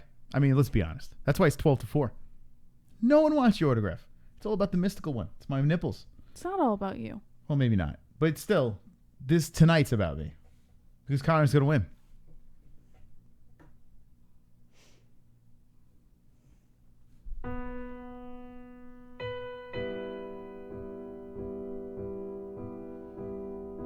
I'm gonna go die of a brain tumor now. Because Leon Wonderful. Jakaj doesn't want my autograph. Leon Jakaj does not want the autograph, but Leon Jakaj is an MMA hole, and welcome to the family. Motherfucker, Leon Jakaj making a wise move and becoming a wonderful MMA hole. This is what I'm going to do. I'm going to go through the news with Jesse, right? We're going to finish up the news. We will take some phone calls, and then we're going to end the points game. We've been going on for a little bit, but fuck it. It's Friday. I am amped up. I have a lot of energy. I'm pumped. My fucking muscles are bulging out of my fucking shirt. Jesse's tits, her nipples are so fucking hard right now. It's ridiculous tonight. Let's get back to the news, Jesse. We have things to talk about. A lot of Khabibs and Conors in the chat. They are fired up. Wonderful.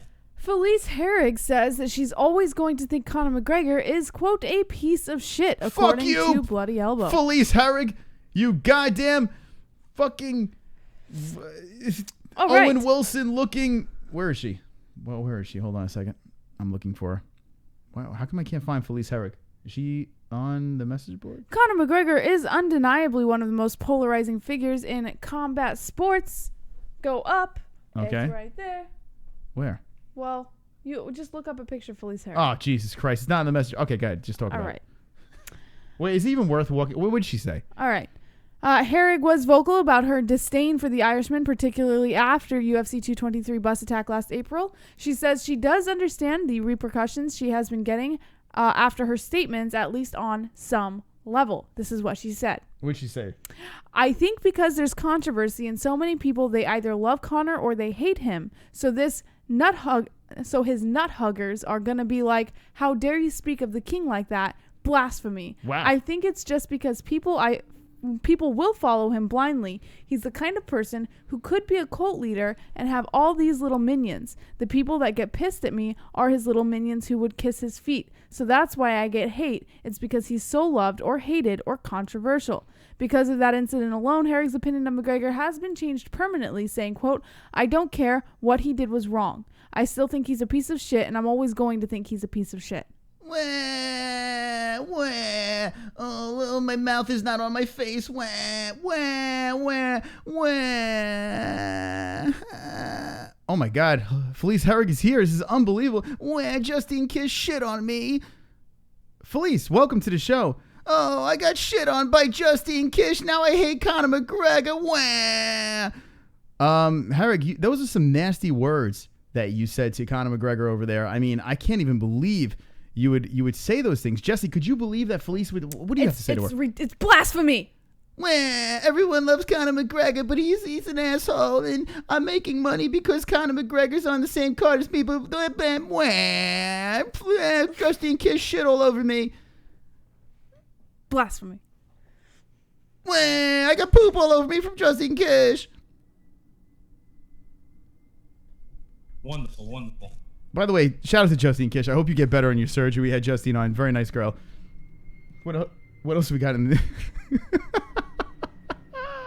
What else we got in the news? All right. According to BJPenn.com, Conor McGregor praises Dana White, saying, quote, he doesn't get enough credit that he truly deserves. Proper 12. Yes. In the main event, we have a highly anticipated title bout that pits the champion, 155 pounds, Khabib against Conor. There has been plenty of build-up. One on one shoulder. You're going to wrap the other on the other shoulder? And you're going to need a fucking army to come take them belts off me. Felice Herring looks like the middle picture in the meth progression chart. She should shut her inbred self up.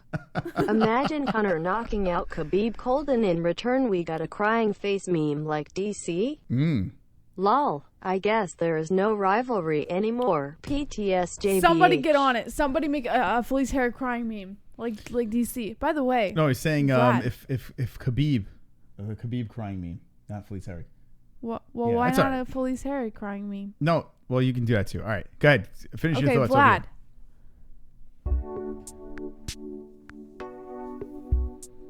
No, here we go. Vlad, what are you doing? Look what you're doing. Thank you for the 2 points, Vlad. Thank you. Proper 12.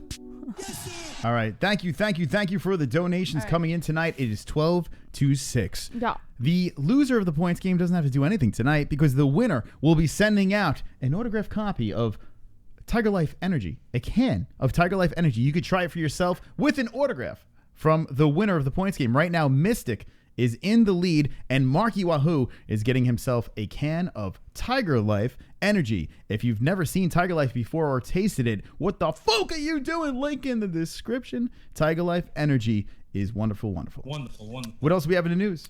All right. As we had mentioned before, Conor praising Dana White.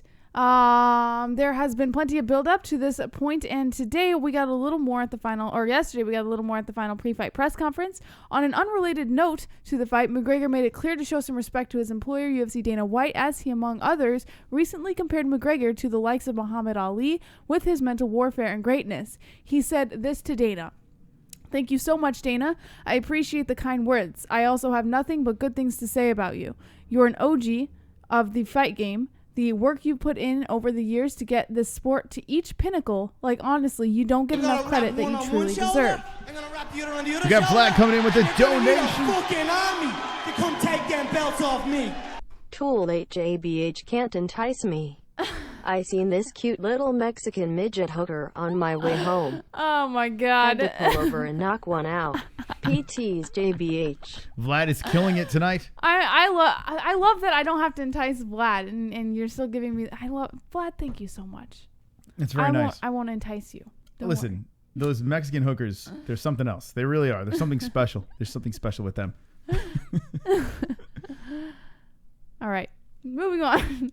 He said, quote, like, honestly, you don't get enough credit that you truly deserve. Even this new ESPN deal that we got, like when Lorenzo Fertitta bowed out, I wasn't sure that would happen. Then with the ESPN deal done, it's like you're a true pioneer and the OG of the fight game, and it's an honor to be up here doing business with you. I know we've had our ups and downs in our work relationship, but it's an honor, brother, all right? Thank you so much. So thank you for them kind words about Muhammad Ali, and always, you tell the truth. No matter what, you tell the truth. Like me also. So he's saying that about Muhammad Ali and the mental warfare. I respect that and appreciate that, but Muhammad Ali is a special, special individual. Mm-hmm. Yeah, a lot of people are, saying he's the next Muhammad Ali, and I see the comparison. I get it, but the fact that Conor is humble enough to say no, he can just run with it. He's like, yeah, I'm the white Ali. He can say shit like that, but he kind of brushes it off, giving props to Dana White. These two are just laughing their way to the bank, both of them. So I get it. I get what's going on over here. Yes.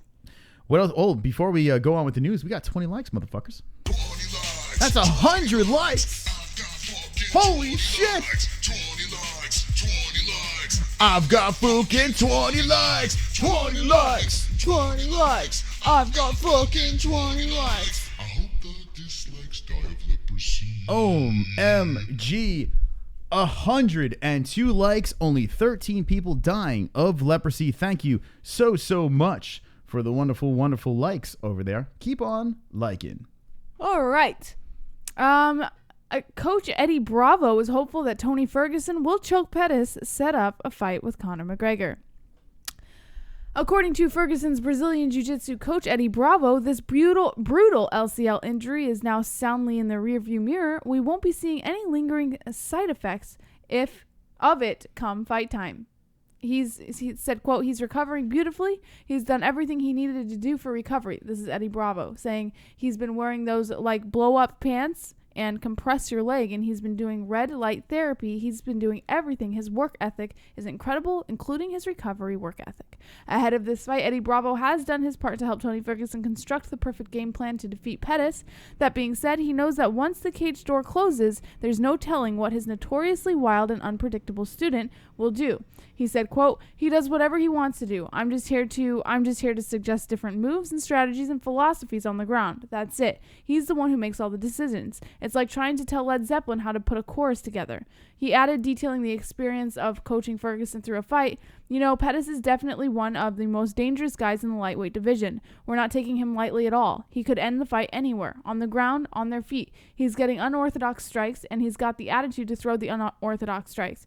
A lot of guys can do the fancy stuff, but once they get in the octagon, they're really cautious, and they don't really throw anything. But now Pettis is a lot like Tony, where Tony can throw 2 spinning elbows in a row, you know what I mean, or a flying kick off the fence. The real question is, do you think that Eddie Bravo, do you think he's jerked Tony Ferguson off or blew him? What do you think? Yeah. I think he has. I don't know. There's something about it. Like Eddie Bravo has this thing for Tony Ferguson where it's a little romantic. I feel like they've rolled with some candles lit, these two. I don't know. There's something homoerotic about the two of them together. So I have my hunches about this. Yeah. No, I don't know. What else have we got in the news? Dana White, according to my MMA News, reacts to Khabib leaving the UFC 229 presser.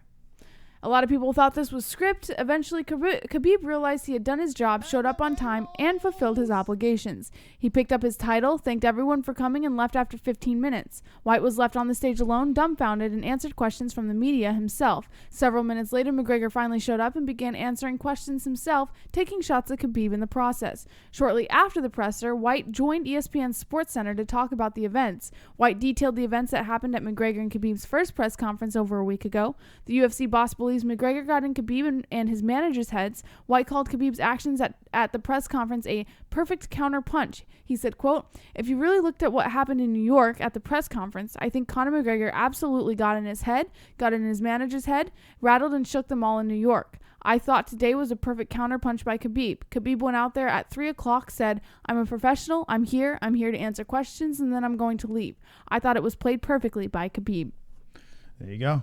All right, so there's Dana White's reaction to Khabib leaving. And, yeah, I think it's good that he left, right? He made weight, so who gives a fuck, right? Right. We were a little let down by the press conference yesterday, but it doesn't matter. We got what we wanted. We saw the face-off. We saw the heat between the two fighters. We can wipe away the second press conference. Let's watch this fight. To those of you in the chat, there are some new people over here, and it look like from all over the world. If you're looking for the fight or asking when is the fight, it is tomorrow night over here this time, and the prelims are starting at 8. The main event, the main card, is starting at 10. So 10 is the main card for the pay-per-view, and then the prelims are at 8, and I think it's like 6:30 for the prelims. That's East Coast times. So in Russia or wherever the fuck you're from, yeah. Now, I have to say in regards to this particular article, I think that Dana White was on point with this. I think it's exactly what he had mentioned. I think Conor got into their heads at the first press conference, and I think Khabib handled it perfectly. I don't think there was anything wrong with him walking off. It sucks that he walked off because for us, entertainment-wise, we didn't get as much as we wanted to see. But I think it was perfectly played by Khabib. I completely agree with it. Yeah, he did what he had to do, and we got two healthy fighters, and we have a fight. It's about to go. It's about to go down, motherfuckers.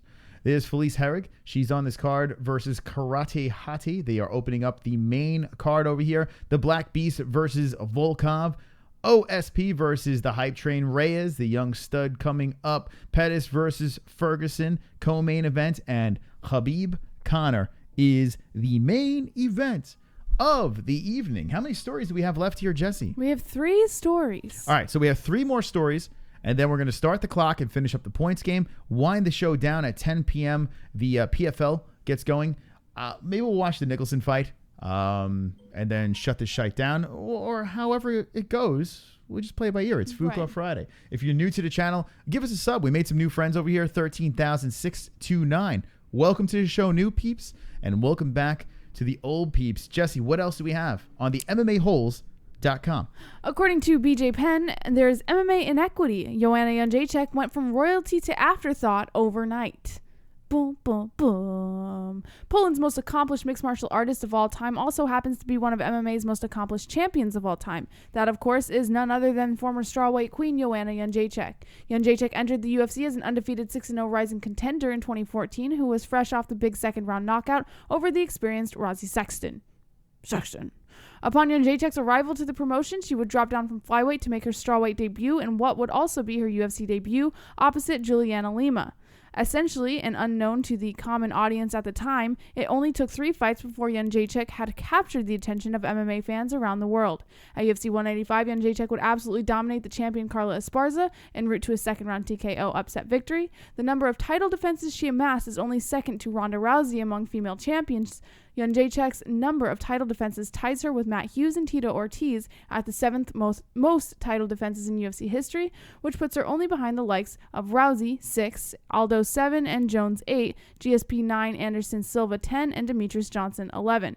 Having now set the bar at the 115 pounds and lost twice to current champion, it seems to be time to move on and try to make different types of history for Jędrzejczyk.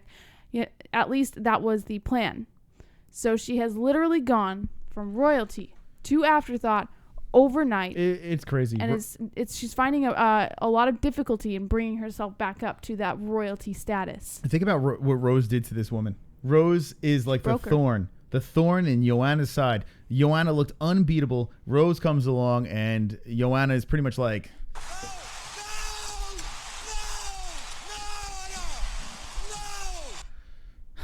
well, and I like Joanna. I'm a fan of Joanna. I like the shit talking. I like her style of fighting. But, you know, It is what it is. What else we have in the news, Jesse? According to MMA Mania, what does it feel like to fight Khabib Nurmagomedov? He, quote, feels like a damn middleweight. You know, that's the one thing. We got Vlad coming in with the donation. On the other shoulder, and you're going to need a fucking army to come take them belts off me. I'd rather see young Jędrzejczyk versus Shevchenko than the Dominican dude they're trying to get her to fight. Nobody even knows him. Points JBH. The Dominican dude? Yeah, Eubanks is a Dominican dude. Thank That's you, correct. Vlad. Thank you. All right, that's 10 points. Uh-oh, Jesse's catching up. Someone.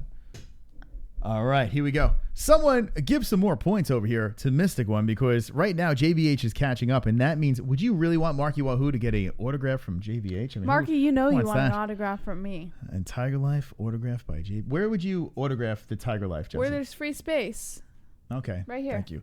All right, hold on. Not across the tiger? No, this. Can you see? That's free. Right over there? That's where you put it? Yeah. Okay. In fairness, if you really want to know, I'm going to rub it on my ball sack. I'm going to rub my beautiful balls across it, and then I'm going to sign it. So that's what I'm going to do over there. The winner right now, the highest donator is Marky Wahoo. We're about to start the clock. We're going to take some phone calls. Also on the message board, the MMA-Holes.com, we are going to find out who has the funniest comment on this picture over here. Caption this picture. Check it out. Mark Ramundi looking like he's getting ready to go to day camp. Yeah. Yeah. And there he is. So if you want to jump in last minute, you can jump on the MMAHoles.com and write something cringy over here. Caption this picture. The next time we do this, can we keep it nice and short? There are people have written books over here, and it's getting a little. I mean, credit to for the creativity, but Jesus Christ, it's just too much. All right, what else do we have over here in the news? All right, something that Conor McGregor can look forward to at UFC 229, if this is indeed true, that Khabib Nurmagomedov feels like a middleweight when fighting. Khabib is a UFC lightweight champ, 26-0 as the professional mixed martial artist fighter, which includes a perfect 10-0 run inside the octagon. Clearly, the leader of Eagle Army is doing something right, and that's what makes his reign of terror so unique. There's no secret to unraveling the Dagestani's gamelan, as each fight brings about the same ground-based attack. Every opponent knows what Nurmagomedov is going to do, yet no one to date has been able to stop it. Darrell Horscher told ESPN, "I train with light heavyweights and heavyweights, and that's the closest I've ever felt to his top game. You get a light heavyweight who probably weighs 230 pounds in the gym on top of you. It felt about the same to that. His feet were in concrete. I was so tired. His pressure just sucks the wind out of you." Nurmagomedov, who averages more than 5 takedowns per fight, is a Nogi Naga world champion. Nogi Naga. And World Combat Sambo gold medalist. Not Nogi. Who set a UFC record for takedowns, 21 at UFC 160. A lopsided decision win over 4-time All-American Abel Trujillo. Yeah, I mean, listen, we know the dangerousness of this man. This man is a big 155er. He cuts a lot of weight to get there, and it's going to be trouble for McGregor. It's going to be trouble for the notorious one, but I feel that Conor McGregor will notoriously whoop the Dagestani's ass. What else do we have in the news? Last topic. All right, so this is what we're going to do, Jesse. It is the last topic. It's FOOK Friday. The PFL is about to get started. We'll do a light little reaction in the background to this. We'll see how it goes, but I'm going to start the clock over here. Now, we are playing the points game. Yeah. Every time a donation comes in, say points to Mystic or points to JBH, okay? And this is how this works. The highest donator, well, whoever wins the points game will send them a can of TygerLyfe Energy signed by the winner of the points game. It's that simple over there. So points to Mystic, points to JBH. Right now, Marky Wahoo is getting my autograph. You seem so proud of yourself. I'm very proud. Well, not for long. So push me over the top because JBH is very close, creeping down my throat, and I'm very nervous. All right, here we go. We're going to start. How much time should we put on the clock? Because we got to take phone calls. We got a lot of things to do. Why don't you put 13 minutes since that's when we're supposed to end the show? I was going to put 30 minutes. No, we don't have to. Well, we started at what time? 8. At 8. So 2-hour FOOK off Friday. Yeah, but we're having a fun time tonight. CBD. We have some CBD, for God's sakes. CBD. We got a little CBD up in this bitch. CBD. Uh-oh. Vlad coming in. CBD. CBD. CBD. CBD. CBD. CBD. Holy shite. CBD. It helps with healing process and inflammation and stuff like that. So you wanted to get these for before, after the fight training and make your life a better place. All right, Vlad coming in. Enjoy the TygerLyfe Marky. Oh. Points JBH. Shite. Yeah. Holy shit. JBH getting the points. Thank you. Wow. Unbelievable stuff as JBH is taking the lead. Putting 14 on the board. Takes the lead in the points game, but the game is not over. Wonderful. Because I'm going to put 30 minutes on the clock. Here we go. 3-0 are on the This guy's clock. killing me. I'm gonna die of a brain tumor over here. You're fine. All right, here we go. Let's do that. All right, so 30 No minutes fucks given. are on the clock. What do you mean die of a brain tumor? What's going on? It's your job. Perform. I am. Okay. For 30 more minutes. All right, 29 minutes are on the clock right now. Marky Wahoo is the highest donator, and JBH is sending her an autographed can. But you can change the game. So every donation that comes in, say, points to JBH or points to Mystic, or you could be the higher donator, and you could swoop in, and steal Marky Wahoo's can. That would be so rude, right? If someone came in and dropped in one of our new donations down below. Could you imagine? No, I think it'd be time? funny. That's horrible. It'd be hilarious. So what would you want to see? The Khabib time, the new Conor donation? What would you want to see in the chat? Swoop in and steal Marky's thunder. What? I'm sorry, I wasn't paying attention to what you were saying. You were literally staring at yourself and saying, I was staring at the chat. No, so this try chat's that over again. there. I was watching your eyes. I was staring at the chat. Try that again. You are the seed of the young tonight, huh? I have a migraine. Wonderful. All right. Anyway, she's got a migraine. Sorry, You better be 400 sorry. people for watching. You better be sorry. You know do you realize you have a migraine right now with almost 400 people watching? I have You just 354, complained. not 400 people watching. Almost 400. What part do you not understand about almost 400? So 350. Almost, all right, so 350. Well, people are going to leave now. 300 Because you people, keep talking about it. people are looking at you, talking about you complaining about. Hold on a second. Let's put the camera on you, okay? All right, look into their eyes and say, "Hey guys, Hey guys. thanks for tuning in." Thanks for tuning in. And I have a headache. I have a headache. Jesus Christ. Horrible. No puss for Chris. Listen, I'll take off tonight Yeah. and drink Go some for it. proper 12 whiskey over here. That's right. Tomorrow we'll be popping this motherfucker open, and we will be hanging with the boys. Hanging with the boys. For UFC 229. All right, Jesse, what is the last story? And then we'll open up the phone lines. Colby Covington says that fights with Tyron Woodley and Nick Diaz were both discussed for UFC 230's main event, according to BJPenn.com. From the sounds of it, UFC 230 will be headlined by a women's flyweight title fight between Valentina Shevchenko and Sijara Eubanks. That being said, it also sounds like the card was nearly headlined by a welterweight fight between interim champ Colby Covington and undisputed champ Tyron Woodley. This per Covington himself, who discussed his negotiations for UFC 230 fight on episode 100 of BJPenn.com's radio. He said, quote, "I was ready to go for UFC 230 up until, yesterday, until they announced that chick fight that no one knows who they are. I still don't know who they are, but no one really cares about them, but that's besides the fact.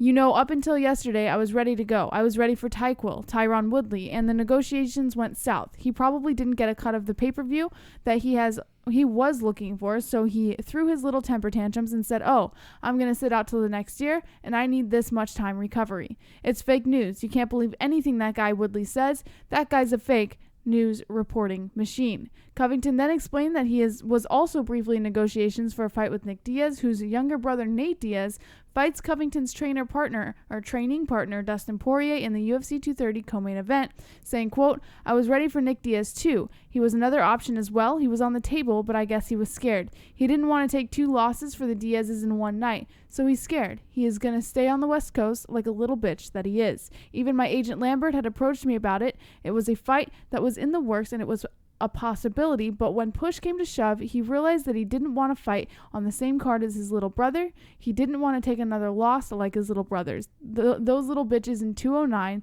they ain't as hard as they seem on the outside. They are fucking bunch of scared little bitches. All they do is fight girls these days." I do want to see Colby Covington fight Nick Diaz. I want to see that. I need to see that. That would be great. Tyron's going to be having surgery. Yeah. So what's up, Nick? Nick, what are we doing? Come on, man. Nick Diaz. Fight Colby Covington, MSG. You're going to get paid a fucking boatload of money. Stop spending your little brother's money and get in the cage with Colby Covington. I want to see that. That shit would be funny as hell, right? Imagine the shit talk between those two and then the in-cage antics between those two. That's the fight to make. Colby Covington, Nick Diaz, MSG. Why is that not happening? Crazy stuff. But it doesn't look like we were going to see that, so that sucks. That sucks. Would you like to see that fight? Yeah, 100%. You would like to see Yeah, that fight. why not? Would you like to see that fight over the Tyron Woodley fight? No. So Tyron Woodley first, Yeah. right? So kind of unify that whole belt situation. Mm-hmm. Well, yeah, Colby wasn't really officially stripped. That's bizarre. No one, it's bizarre. There's interim belts and there's regular belts, and I don't know what's going on anymore. I'm confused. Who is the champ? We don't even know who's the champ. At 155, you have Tony Ferguson, Conor McGregor, and Khabib all walking around with belts. It's like, what are we doing? Mm-hmm. Like, what's going on here? Is there any rules? Like, is there anything like, no, you're not the champion. Do not walk around with the belt. It's getting weird, right? The UFC? How's your headache? It's awful. Really? It's that bad? It's like I feel like I'm gonna pass out right now. Really? You want to go to the casting couch? What's up, Mike Beast? Want to sit on the casting couch? No. You could do the show No, from I over have there. to perform. There's 350 people watching. Perform. Dance Monkey. 14-12. I am losing the points game with 24 minutes on the clock. Now, actually, before we open up the phone lines, let's and get your comments ready because we are going to talk about this. We watched the ceremonial weigh-ins that happened. A lot of fireworks. Two things to look at was this fight over here. Of course, you're going to see fireworks, but Jessie called it. She hit the nail on the head. The Black Beast getting a little feisty with Volkov. Interesting stuff over here. Shoving, pushing ensues, and that was some fire. Good weigh-ins. If you haven't seen it, go run it back. It's definitely going to get you fired up for the card tomorrow night. We will be streaming live the prelims on, so it's going to be a big night for the MMA-Holes. All right, so Jessie, what we're going to do is this. We'll send a wristband out to the funniest person over here for captioning this picture, okay? This is the A-side, MMA fighting. It's a great show. Sarcasm in my voice. All right, so Jessie, we're going to read the captions from the MMA-Holes on the MMAHoles.com for this picture. And then we will put a post up, and you vote in the chat who wins. All right, here we go. Vlad says, it's bring your son to work day. Mm-hmm. Post Reloaded says, guy on the left looks like a gay JDS, and the guy on the right looks like when he sits on the toilet, his legs swing. They definitely swing. I agree. They do swing. Almond Bro 74, it says, it's okay, Mark. Some guys are just late bloomers. You'll get there, buddy, so hang in. Those guys who tease you, well, they're just not worth having, are they? They don't see you in you what I see, Mark. Keep being you, Mark. Keep being you. Michael Chapman says, Down syndrome isn't that bad. Look at all the great parking you get because of it. Gary Banjo Sandwich Worthington says, congratulations, you got a starring role in this year's MMA charity, Pantomime. Google it. We can offer you one of 7 parts, but I recommend you go for Dopey. Oh.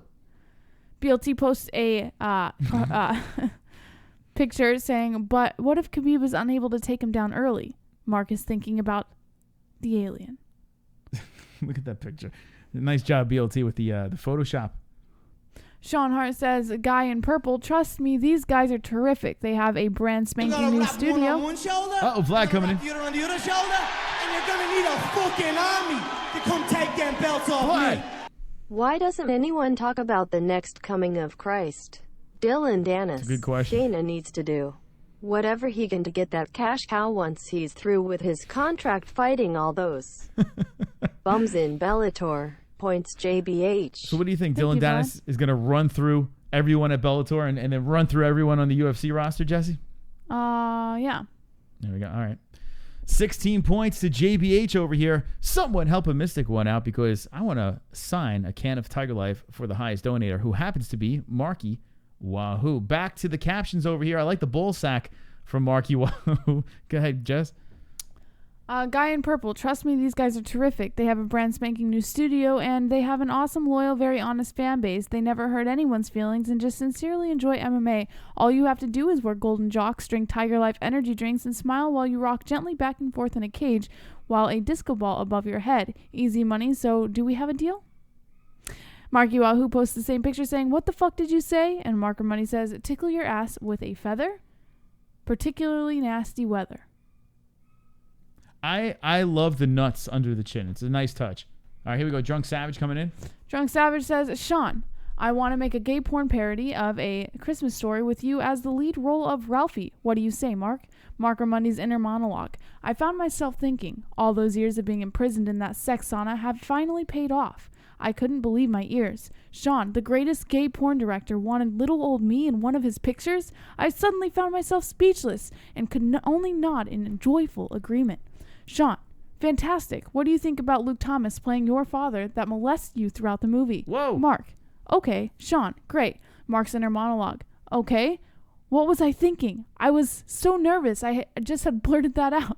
I didn't want Luke. I wanted the great Mystic Moss to play my father. Wake up, you fool. I screamed at myself. Sean started to get up and leave, and I knew this was my last chance. So I sucked up everything I had and yelled, I want Mystic Moss to be my daddy. Sean. He'd tear your anus out, kid. Mark's inner monologue. Oh no. Just like that, my little hopes and dreams were crushed. Would I be doomed to work with my little dick men like Luke Thomas forever? Or will Mystic Moss make my dreams come true and destroy my manlet anus?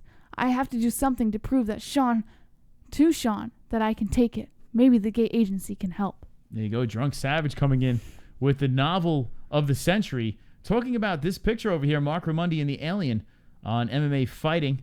We said caption this picture. We're going to have you guys and gals vote who the winner is. Last post is NH. Telling the guy in the yellow shirt, look, I am telling you the MMA-Holes is the best, the greatest MMA show on YouTube and all of social media. Guy in yellow tells the guy in purple, no shit, Sherlock. You can lick my balls. There you go. Lick my Lick my balls. All right, so Jesse, what I need you to do is on the MMAHoles.com, put who is the caption winner. We'll have you go over there and vote. The person with the most votes will win a wonderful, wonderful wristband. Wonderful, wonderful. Our catchphrase over here on the MMA Holes. We have Luke Thomas saying it too. Wonderful. That's right. All right, welcome to the show. If you're new to this, welcome. The dysfunctional madness of the MMA Holes is something that's infectious. And tomorrow night, we are going to break records. We're going to take over the internet. And we are going to stream live while UFC 229 is going down. We are going to give you our epic, live, wonderful, wonderful reaction. So make sure you hit that notification bell if you are subscribed. And if you're not subscribed, well, you can lick my balls. Lick my balls. All right, Jesse. This is exciting stuff over here. We have 126 likes.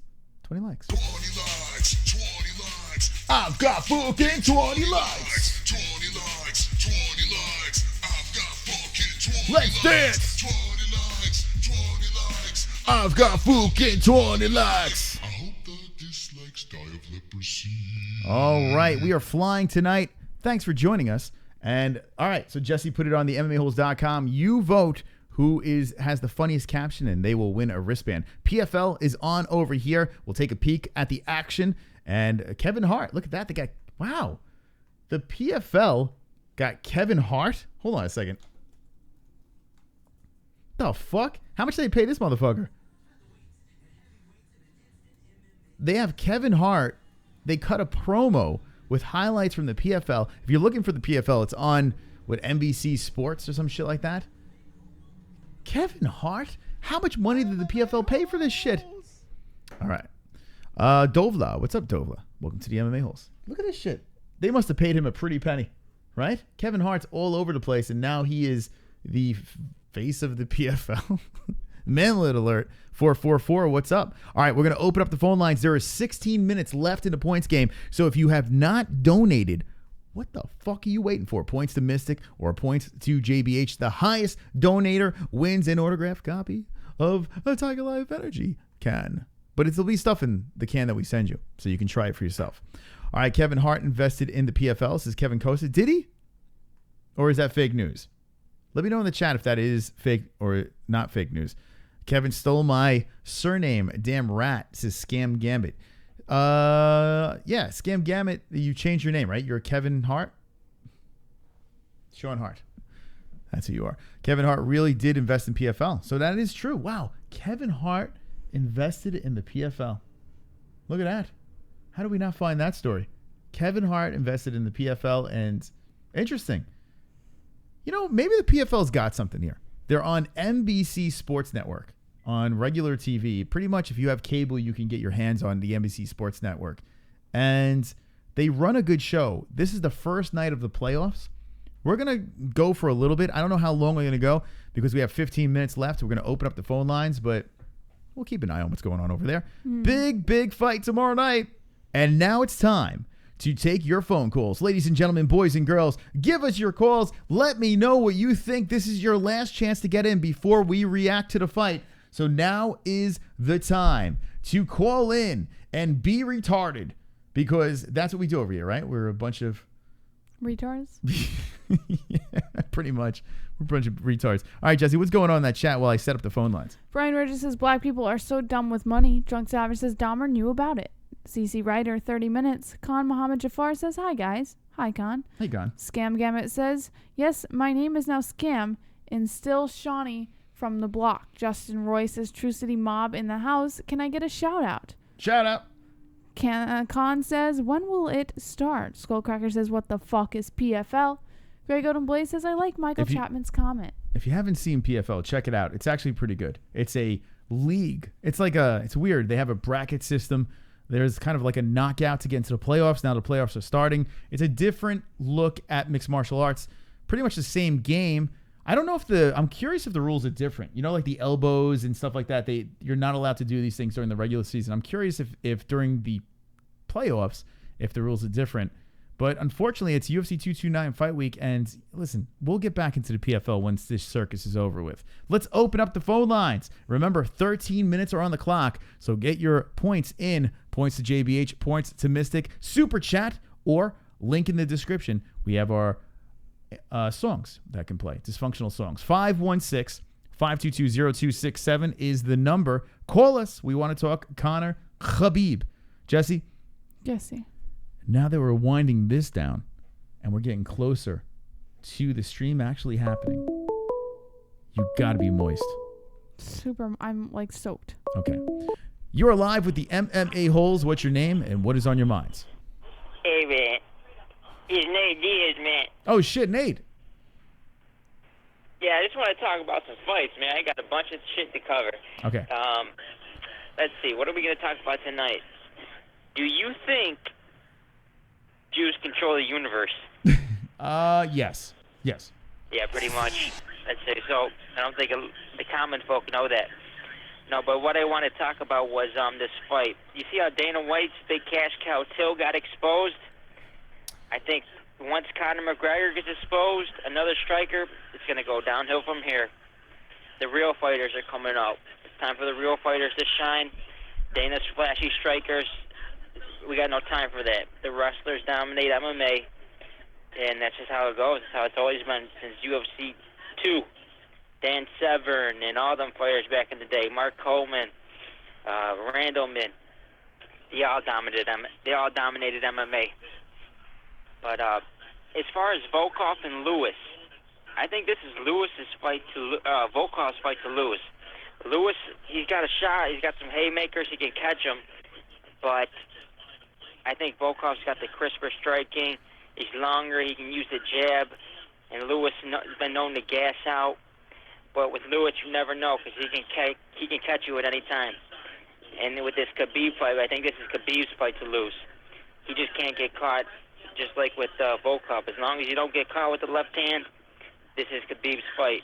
And this is time for the wrestlers to show why they dominate MMA. But the World Championships in wrestling is coming up, and that's why the best wrestlers go. Everyone gets a chance to enter. It's the best man wins, not like MMA and UFC where it's a popularity contest, and it's all about money and ratings. So go watch the World Championships in wrestling, and the best man will win. Because they all got a chance, and they all get an equal opportunity. Not like Darren Till gets a fast track to the title. This is why MMA and UFC is going downhill. It's about politics and it's about corruption, just like boxing. Bullshit. Jews are ruining the shit as usual. Peace out. All right, thanks. There we go. Kevin from Chicago calling You're in. gonna wrap one on one shoulder, you're gonna wrap on the other shoulder. Look out. And you're gonna need a fucking army to come take them belts off me. Oh, Kevin, grown baby. Imagine being a grown man with a baby's voice. Murmur, murmur. Oh, the murmur. It translates very well on the donations. There we go. No points, but thank you for Kevin, grown baby voice. Jesse, what do you think about that donation? It's fantastic. We're gonna have to wind this thing down, huh? We're losing you. All right, we're gonna 10 more minutes, and the points game is over. Make sure you get your points in quick. We're gonna open up the phone lines again. 516 522-0267. We have the PFL over here. Let me know your thoughts. Call in. Almost 500 people watching. Conor McGregor, Khabib Nurmagomedov. Tomorrow night is going down, and we will be live streaming all of the action. Well, as much as we can. You'll be watching us. Let me know in the chat. I see some people, man. I see Russia here. Are you from Russia? Are you from Ireland? Where are you from? Let me know in the chat. Where is everyone from? We got another call. You're live with the MMA-Holes. What's your name and what is on your mind? I wish I could be as confident as you are with Conor, but okay. I gotta really ask you a question here. Look at his last 7 fights, Conor. Okay. He sweeps Chad Mendez. He sweeps Jose Aldo. Both 145. He fights Nate Diaz twice. Nate probably came in 175, 180. And he basically hits him with everything but the kitchen sink. In the second fight, he floors him 3 times in the first round. Doesn't even jump on him like he did with Chad, with Jose, with Dustin. What makes you think that he can even hurt a 175-pound Khabib? I'm just playing devil's advocate because I honestly would love to see Conor win. But what makes you so dismissive that he's going to be able to sleep a 175-pound guy who has an engine, who's probably the best in the world on the ground? I'm just really curious, like, how are you so confident? I understand you're a fan, but I'm just talking about, like, on a betting example, on a real handicapping. This is the second biggest guy Conor's ever fought. All right, so Conor actually looks small to him. I understand what you're saying, and I'll explain it right now. Is it clocks? Yep. Are you putting money? Where are we putting money tomorrow? Yeah, I am. I'm going to call you tomorrow. I told Jess, the whole thing I'm going to do with Khabib is that they're actually saying that Khabib might become an underdog because of all the Irish money in Vegas that's going to come in. It's possible. Towards the fight. Right now, he's still a favorite. So if I can get Khabib at even instead of minus 175 or 165, so it's going to be Khabib. I also like the last caller. I also love Lewis, too. I think this – I don't know. I'm sorry. He likes the Russian. Mm-hmm. Man, I tell you, after Lewis's last fight with the Kamo, whatever the hell his name is, that put everybody to sleep. I mean, if he wants a title shot in 2019, this is, to me, and I know you're a Lewis fan, too. I think that, so I'm going to put Khabib, Lewis. If Khabib wins, it's a free night. Mm-hmm. And then I'm still going to, even though I've been going back and forth and I've spoken to Steve Johnson, you got some great guys in the chat, Steve and Vlad and Drunk Savage. I mean, those guys really know their stuff. I mean, they're amazing. Hold on, we got a donation coming in. Fucking army to come take them belts off me. Vlad coming in. Powerful Clocks sounds like an East Coast lawyer right now. PTSJBH. It points to Jesse. There we go. Look at that, Clocks. They love you. Yeah, very nice. Yeah, no, he's amazing, Vlad. Those guys really know their shit and can and all. But you know what? Like I said, you want to explain it to me. I'm just curious. Like, you just, to me, you're very dismissive. I'm going to explain it right now. 145, Conor sweeps everybody. I'm going to make you believe. He's got the best time. Even Mayweather eats McDonald's 5 times a week. He can't go over 147. And Conor couldn't even talk. I mean, he just decided how long he was going to carry Conor. Okay. I mean, he hit him with everything in the first 2 rounds. All right. I remember I actually watched your show when that came on. And it was so funny. He was so pumped up, Conor this, Conor. I understand it's your channel, it's MMA. Mm-hmm. But I'm just, the guy's going to come in at 175, and I'm just so surprised. Okay, I'm going to explain it right now. Thanks for the call. Awesome clocks. All right, so get out of here. All right, so here's the deal. This is why it's apples and oranges. Nate Diaz and Khabib. What does Nate Diaz do? He boxes. Nate Diaz ate everything Conor had and then started to outbox Conor McGregor. Conor gets caught. He's tired. He's hurt. Conor shoots. I don't believe that Khabib's striking is anywhere near Nate Diaz. It's almost insulting for people to say to compare Nate Diaz and Khabib when it comes to striking. It is apples and oranges. Nate Diaz can throw. This man is a boxer. He can fight, right? Now, Khabib on the feet it's awkward. He bull rushes in, which leaves himself open to these counters, and he's sloppy as fuck. His footwork, he looks like Fred Flintstone out there. I can't buy Khabib on the feet. I think he's a fantastic fighter all around, a mixed martial artist, but he is pretty much lopsided in the ground department. Now, what's to say that he gets Conor down? There's a very good chance. And honestly, I do feel that Conor is going to get dragged down eventually. Khabib is strong. He's big. Conor is so fucking fast. He's going to be sideswiping this motherfucker. He's going to be sideswiping him and catching him on the way in. Another thing Conor's going to do too is he's going to be resetting and bringing the fight back to the middle of the cage. That's what you're going to see. You're going to see the Conor trot. He did it against Nate the second time around. He's going to do it with Khabib. He's going to keep bringing it back around to the middle of the cage. That's what's going to happen. Conor's speed, his agility, his precision will win him that fight. Nate Diaz, Khabib Nurmagomedov, it's apples and oranges when it comes to striking. Jesse, what do you say? I think you summed it up pretty well, but I think, and I saw it in the chat too, about asking how is Conor going to sleep Khabib. I have my money on Khabib so hard right now that I think you summed it up well. It's just difficult for me to see the other side. I'm just so good like that. Doubt me in the chat. Now listen, I want to say Conor's going to knock him out in the first and second round, but the more I think about it, I think it's going to go 5. I really do. Now, Conor's cardio is suspect, but it's suspect against guys that could throw a punch. And Khabib, I am not sold on his striking whatsoever. I am not. I think Conor is smarter. I think Khabib is stronger. I think Khabib is better on the ground, but Conor's intelligence will win him in this fight.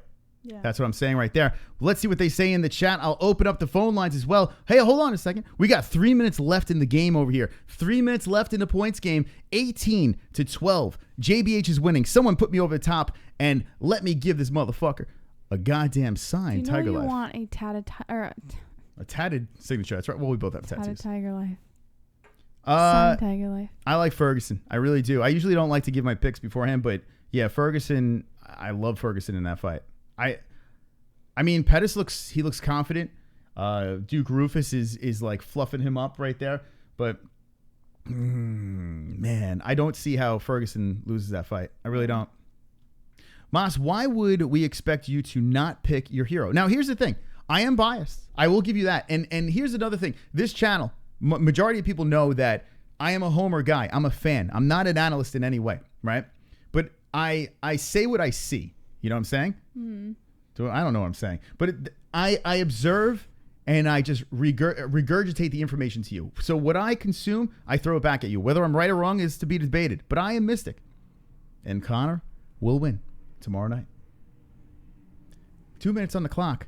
Get your last minute donations in. 500 people watching. Let me know in the chat, who do you think is going to win the fight and how are they going to win? Super chat. Roberto Hernandez. Ground and pound. It's over for Conor. What? No! I completely agree with you. That way. All right, let me know. 2 minutes on the clock. Let's open up the phone lines again. 516-522-0267. Jesse, what's up in that chat?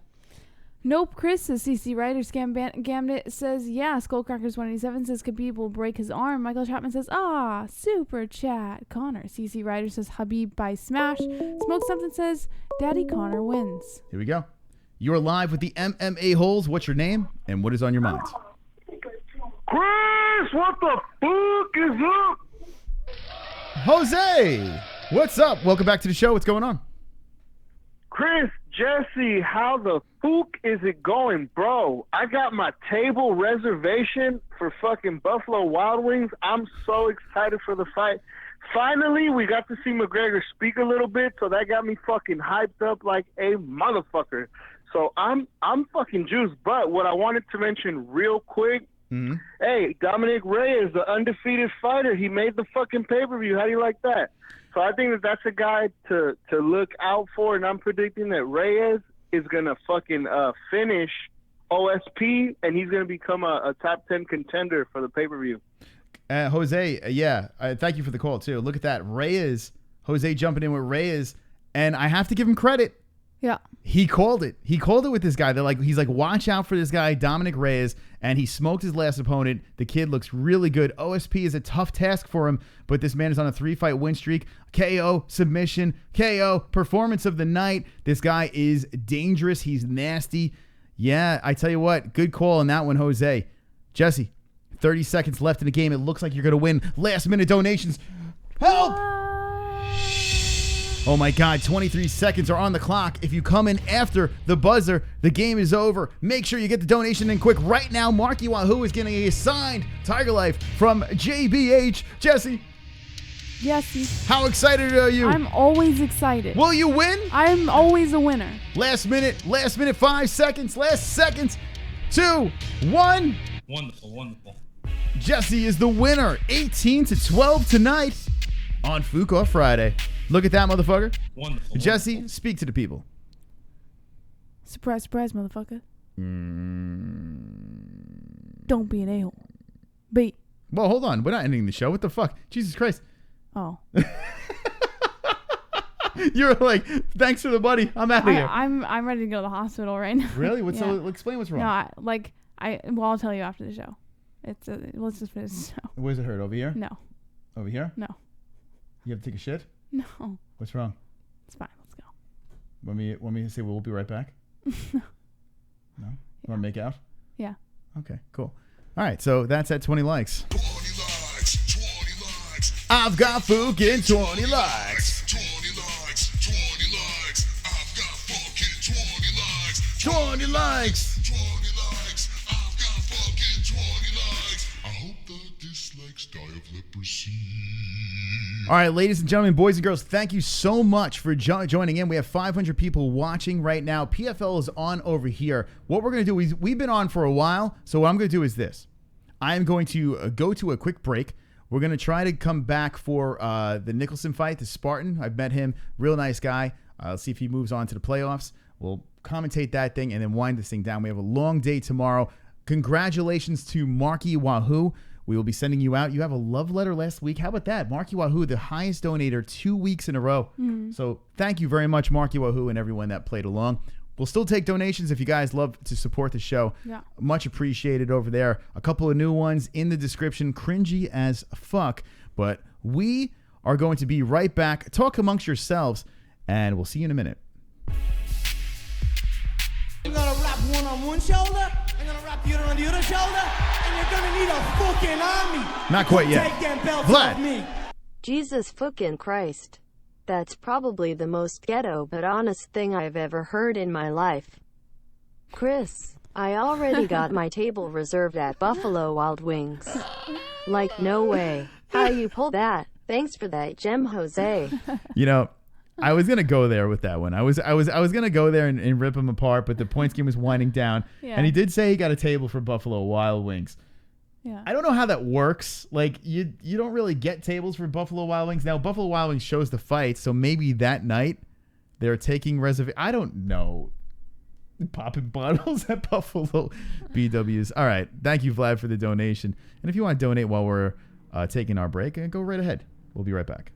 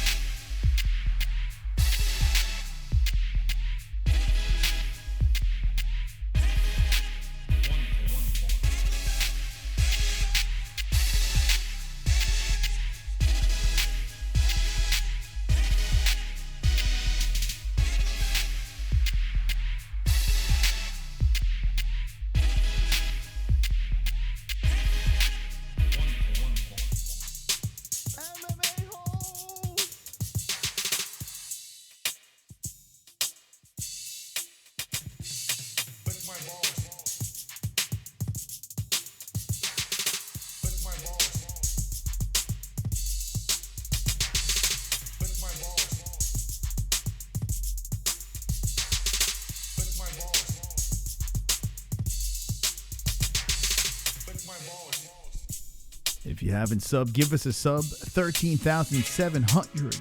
We will let the dragons loose.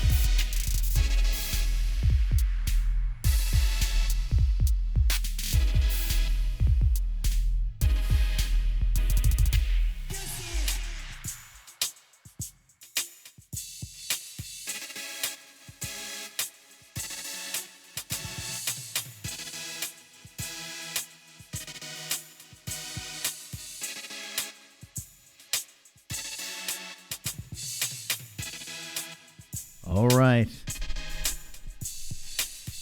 We got about 30 more minutes of showtime. We're going to open up the phone lines. Alex Nicholson. Alex Nicholson gets the win. A knockout due to punches. Check that out. Hannah Goldie, husband over there, getting the win. We got a majority draw as the next fight. The fight that's about to get started over here. But also versus Josh Copeland. But more importantly, tomorrow night, UFC 229 is going down. And we're going to take some more phone calls. So get ready to call in the MMA-Holes live. And lick my balls. Lick my balls. All right, chat. We are back live. We're going to take this a half hour. We're going to take it to 11 over here, and then we're going to shut this thing down. Thank you for playing the points game. The points game is over, but if you want to donate, feel free. And there's fights going on over here. Let's open up the phone lines at 516-522-0267. Let me know your thoughts on Conor McGregor versus Khabib Nurmagomedov. They're asking in the chat, how are you, JBH? JBH, how are you feeling? I'm dying. I'm dying right now. You're dying. No. So explain what's going on. But nothing is more important than the MMA-Holes. All right. So what is the sentence? You just said you were fine. Let's go. And then yeah, because I don't want to be a pussy. I don't want. Now I did, in fairness, because you're making me look horrible. No, I did say lie down. Yeah, no, I did say lie down. I'll do the rest of the show. No, yeah, he did. So why are you here? Not, because I don't want to be a pussy. All right. So in the chat, be a pussy. Are you pregnant? No. But do you get migraines when you're pregnant? I don't even know. I think you do. You are live with the MMA-Holes. What's your name and what is on your mind? Hey, everybody. It's Tim. What's up, Tim? Not a lot. Just sitting here watching you guys. Hard as fuck, stroking my cock. Yeah.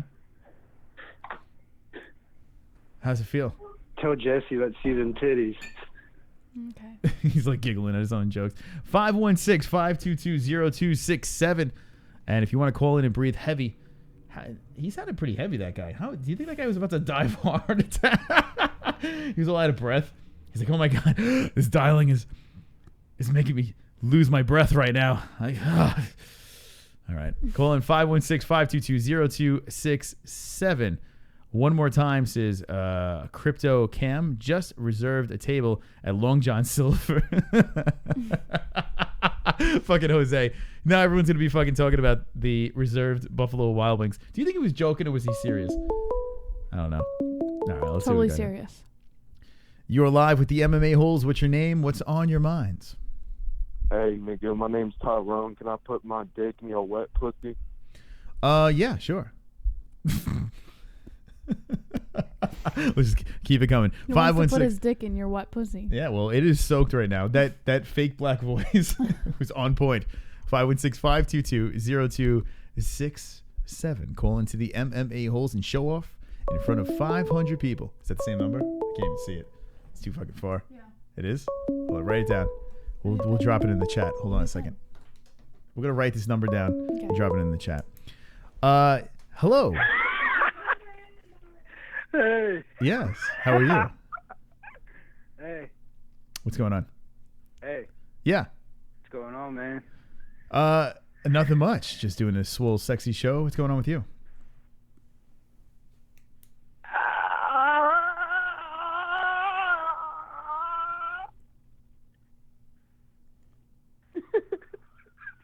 How old are you? I'm so cute right now. You so what? I'm high in a giraffe's pussy, Chris. Oh, you really? What are you smoking? I smoke Kush. What do you smoke? Kush. Oh, it's Kush. That's. I smoke nothing. I used to smoke and I quit. But never say never. This is the OG. This is Cow. Oh, Cow. What's going on? Why do you get so mad at me? Why do you get so mad at me? I don't get mad at you. We have a soundbite, for God's sakes. I take pride in that, bro. Yeah. Let me ask you, how old are you? You sound like doesn't matter. 12 going on 40. Just know that I'm the OG. Yeah. Troll of the game. Do you call? You know this. Congratulations. I'm calling you from a 516 number, and I live nowhere near close to you. Impressive. Do you call in other shows? No, it's just I've been doing this one for so long. It's just kind of funny to me. All right. Where are you from? You don't have to give your address, but where are you from? I'm from Indianapolis. Indianapolis. Oh, okay. You a Colts fan? Fuck no, dude. They suck. They do. That's correct. All right, Indianapolis. Okay. Who you got in the fight? Look, you've always wanted me to call and be normal. I'm fucking normal right now. Well, I guess you can call this normal. Khabib or McGregor? Dude, Conor's sleeping him. First round, no question. Okay. Hands down. There's just no way. All right, so there we go. We got a good call. All right, thank you, Cow. Appreciate it. It was Cow. He actually was a human being that time. Cow made us lose about 40 viewers. Fucking guy. He's having a good time. I don't know what's going on. Let me ask the pot smokers in the chat. All right, let me know the pot smokers in the chat. Are there certain weed? Is there certain weed out there that makes you, like, I know you get the giggles, but get to that point, like, because I don't know if I want. I mean, he's having a good time. I've tried Spice before. Yeah. And that shit fucks you up. The Spice Girls. Oh, that put me in the hospital. That shit. Really? Well, it was before states recognized it as a drug. It was when it was first like coming out. Okay. And that shit, like, you have to be careful. It's not like regular weed. You can't just take like a couple hits. Nah, that shit will fuck you up. Yeah. Yeah. I hardly remember that night. All right, let me know in the chat what you like to dabble in. Now, I got to say this. I enjoy the pot smoking. I do. What's up, Christian Rodriguez? What's going on? I do enjoy, and I used to like to do it when I was younger. In college, I used to do it all the time. And, I had to stop because I actually got nothing accomplished. I really did. I was such a loser. Like, I mean, you can make an argument that I'm a loser now, but I'm a successful loser. But in college, I had the long hair. I was fucking dressed like a bum. And all I wanted to do was smoke cigarettes, weed, get drunk, smash bitches, and play music. That's all I wanted to do. Was that too much to ask, right? I guess. And I got nowhere in life. I worked a job I was miserable at, and I chased a dream as a rock star. and I literally got nothing accomplished. So I want to make a shout out to the people out there that are functional pot smokers. A shout out to you peeps out there because I couldn't fucking do it. I can drink functional, right? I could have a couple of drinks and know when to say when. But when I smoked weed, I was a loser, man. I went to college. This is what I used to do. I used to go to college and I would literally drive to college. I would get so fucking high and fall asleep in my car and then drive home. I didn't even go to class or play hacky sack in the fucking parking lot. Like, that's what I did. I was such a loser. Listen, if you can do it and be functional, I'm so jealous. I could do it. Could you do it and be functional? I mean, yeah, I can. You can? I can. Are you high now? No. Okay. But I can. But everybody, listen, you experiment with things. You try things. Well, I tried it all. Yeah, it's not like, oh, I tried spice and I kept going back. No, I tried it once and that was the only time I tried it because it fucked me up so hard. Mm-hmm. What is spice, by the way? What is the difference? It's like I've heard it's like synthetic weed. I'm still not even fully sure what it is. I think you still have effects from it, after effects. I've tried a lot of things. I've tried a lot of things, but I never went back to those things. I've tried them just to kind of like, because I was fucking retarded, and then I moved on. You know, like. Our neighbor is high as a kite constantly. The guy he's got to be in his 60s. He walks down the block and gets fucking properly wasted. Like, I mean, not wasted, but a high. He comes back, eyes bloodshot. His fucking head is in the clouds, and he's happier than a pig in shit. Well, except for when he yells at his wife, "Where's his supper?" But I'm looking at him like, this is the life. It's the best. The guy he doesn't even know where the fuck he is right now. I want to do that. Yeah. You know? I don't know. Let me know in the chat what you like to do. I like to occasionally have an alcoholic beverage. I like scotch. Scotch is my shit. I love scotch. It's delicious. It's something that calms me down. It's a beautiful drink. But we have a little Proper 12 whiskey that we're going to be popping tomorrow for Conor McGregor versus Khabib. And we'll give you our proper review of that drink, this beverage, right over here tomorrow on this channel. All right, let's take a couple more calls and wind this shit down. 516-522-0267. I see Michael Chapman saying that weed is way better than alcohol. I hear that a lot. You know, I just couldn't function. Like, I don't know. I just couldn't. I wish I could. All right. You are live with the MMA-Holes. What's your name and what is on your minds? What's going on, guys? My name's Kyle. Hey, Kyle. Hi, Kyle. So yeah, I just want to let you know what I think about the fight. I'm heavily rooting for Khabib. I think the only way Conor can win is through a one-punch knockout. I agree with you, Kyle. 100% I agree with you. Can I ask you a question, Kyle? Hold on a second. We got a donation coming in. Hold on, Kyle. Oh, you filthy animals suck. Hold on, Pulse Reloaded or Resurrected. Spice has some weird after effects. That last time I smoked it with my boys, I passed out and woke up with my pants down and my anus in a lot of pain. I also had a wet, sticky substance all over my face. Crazy stuff. Don't try it, guys. What the fuck? That sounds fantastic. What the fuck? All right, Kyle, how did you top that? What's up? I don't know if you heard the donation that came in, but have you ever woke up with wet, sticky stuff on your face? No. Okay, good. So you're confident, right? You're confident about this Khabib getting the win? I hope so. I just don't like the Conor McGregor fans. They're so arrogant, like kind of like you, Mystic, honestly. That's true. But yeah, I just think that Conor can't stand with the stamina, and if Conor can catch Khabib while coming in, that's the only way he can win. All right, thanks for the call, man. Appreciate it. All right, so he I was going to ask him a question. Oh, you can ask him now. Go ahead. Well, it's too late now. Well, listen. He disagrees with me, but you know what? He was very functional on the phone. I have to give you your props. Very nice call over there, saying Khabib for the win. What was your question, by the way? Maybe I was going to ask. Well, it's something that we had already talked about. I was going to ask if he thinks that it's possible that Khabib can jump into that octagon with a complete surprise under his belt. You know, what could unless he maybe if he pulls out balloons behind him or something like that. What is he going to pull? Like, what's the surprise? Well, what is the surprise you think it's going to be? You've said this before. Yeah. Khabib's going to get in the cage, and is he going to scare him? Is he like, ooh, ooh? Yeah. It's a surprise. Yeah. What is the surprise you're talking about? Well, I've read articles. Okay. That I have not used for news. Mm-hmm. Where Khabib, and it is jiu-jitsu, so it is still on the ground.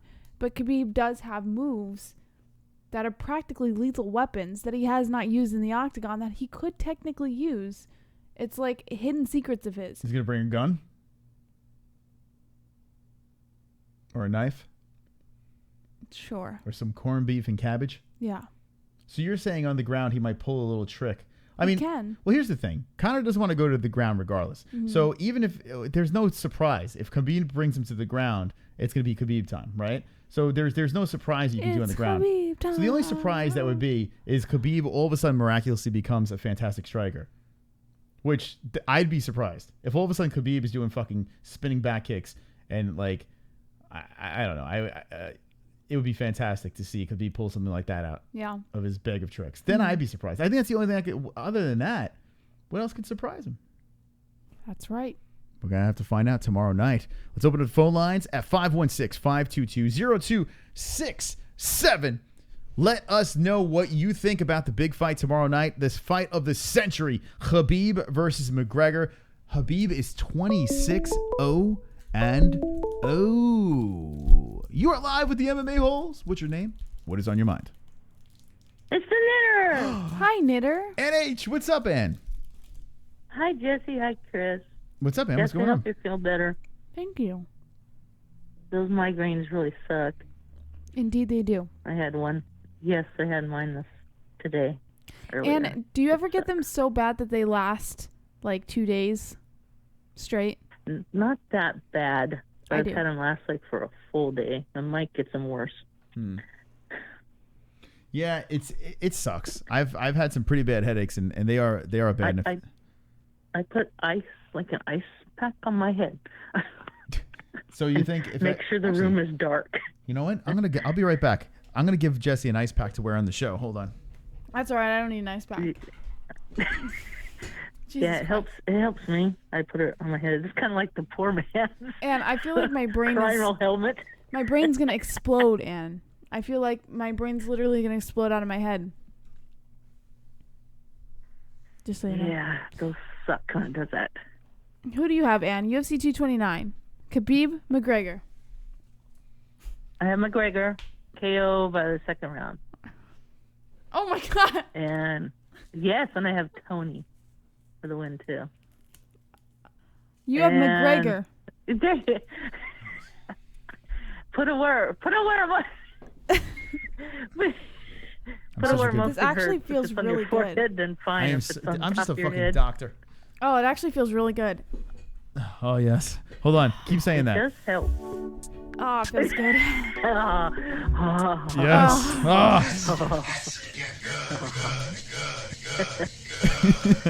Good. Yeah.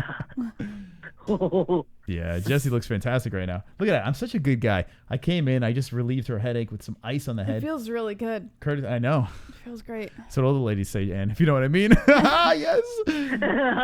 Yeah. Good. Yeah. Oh man. So, man, I mean, all right. So I know you usually go to. I know you usually go to the casino to watch the fights, right? But tomorrow night's a huge experience. Are you still going to the casino? What's the plans for tomorrow for Conor versus Khabib? I'm still going to the casino. We're still going to go to the casino. All right. So I tell you Your what, friends up there. it's gonna be fired up tomorrow. Everyone's gonna be bonkers, I'm sure. Maybe I'll make some bets for some beers. Oh, very nice. So where is your money at for this fight, Conor and Khabib? Conor. Oh. And how? Yes. I said KO second round. KO second round. I don't think it's going to go 5. Uh-huh. Now, If it goes 5, it goes 5 because Conor wants it to and just wants to play. Mm-hmm. So you think if it does, Conor will be beat him toying up with more. Yeah. him? Just for the fun of it. What do you think about this whole Diaz thing with Pettis? Would you like to see that as a 5-round main event and kind of bump the ladies down to the co-main event, the title fight? Is that something you would be interested in? Yeah, I think it would be better because I have no idea who I don't even know her name. Yeah, Eubanks. Yeah. Okay, there you go. I don't know who it is, who she is. Yeah. So, yeah, I would like that much better. Yes. Yeah, that guy. Well, Ann, I'm going to play this for you. Lick my balls. Because I know it's your favorite, right? Yeah, lick my balls. lick my balls. And do you say that? Do you ever, like, when you're pissed off at home? Like I saw you laughing. There's something about, we need to get you saying, hold on a second. We got Curtis Turner coming in with a super chat. Khabib gonna give McTap 12 proper duplexes. Oh shit, the duplex is back. Saying Khabib's gonna give it to him. So there you go. Curtis, thank you for the donation. No, he's not. No. Ann says no. No, Curtis. No. I have a, you know what we should do? We should isolate your voice and have you say lick my balls and get rid of Vanderlei Silva, right? Jesse, what do you think? Do it. Yeah? Do it. All right, we're gonna have to do that. Actually, give us a lick my balls. And maybe, just maybe, we'll isolate it. Hold on, I'm going to be quiet. We're going to let... Ann, the floor is yours. Lick my balls. Fantastic. And that was... I got to get rid of Vanderlei. Vanderlei said, let me know in the chat with the ones if you want me to get rid of Vanderlei's Lick My Balls, this. Lick my balls. And play Ann's lick my balls.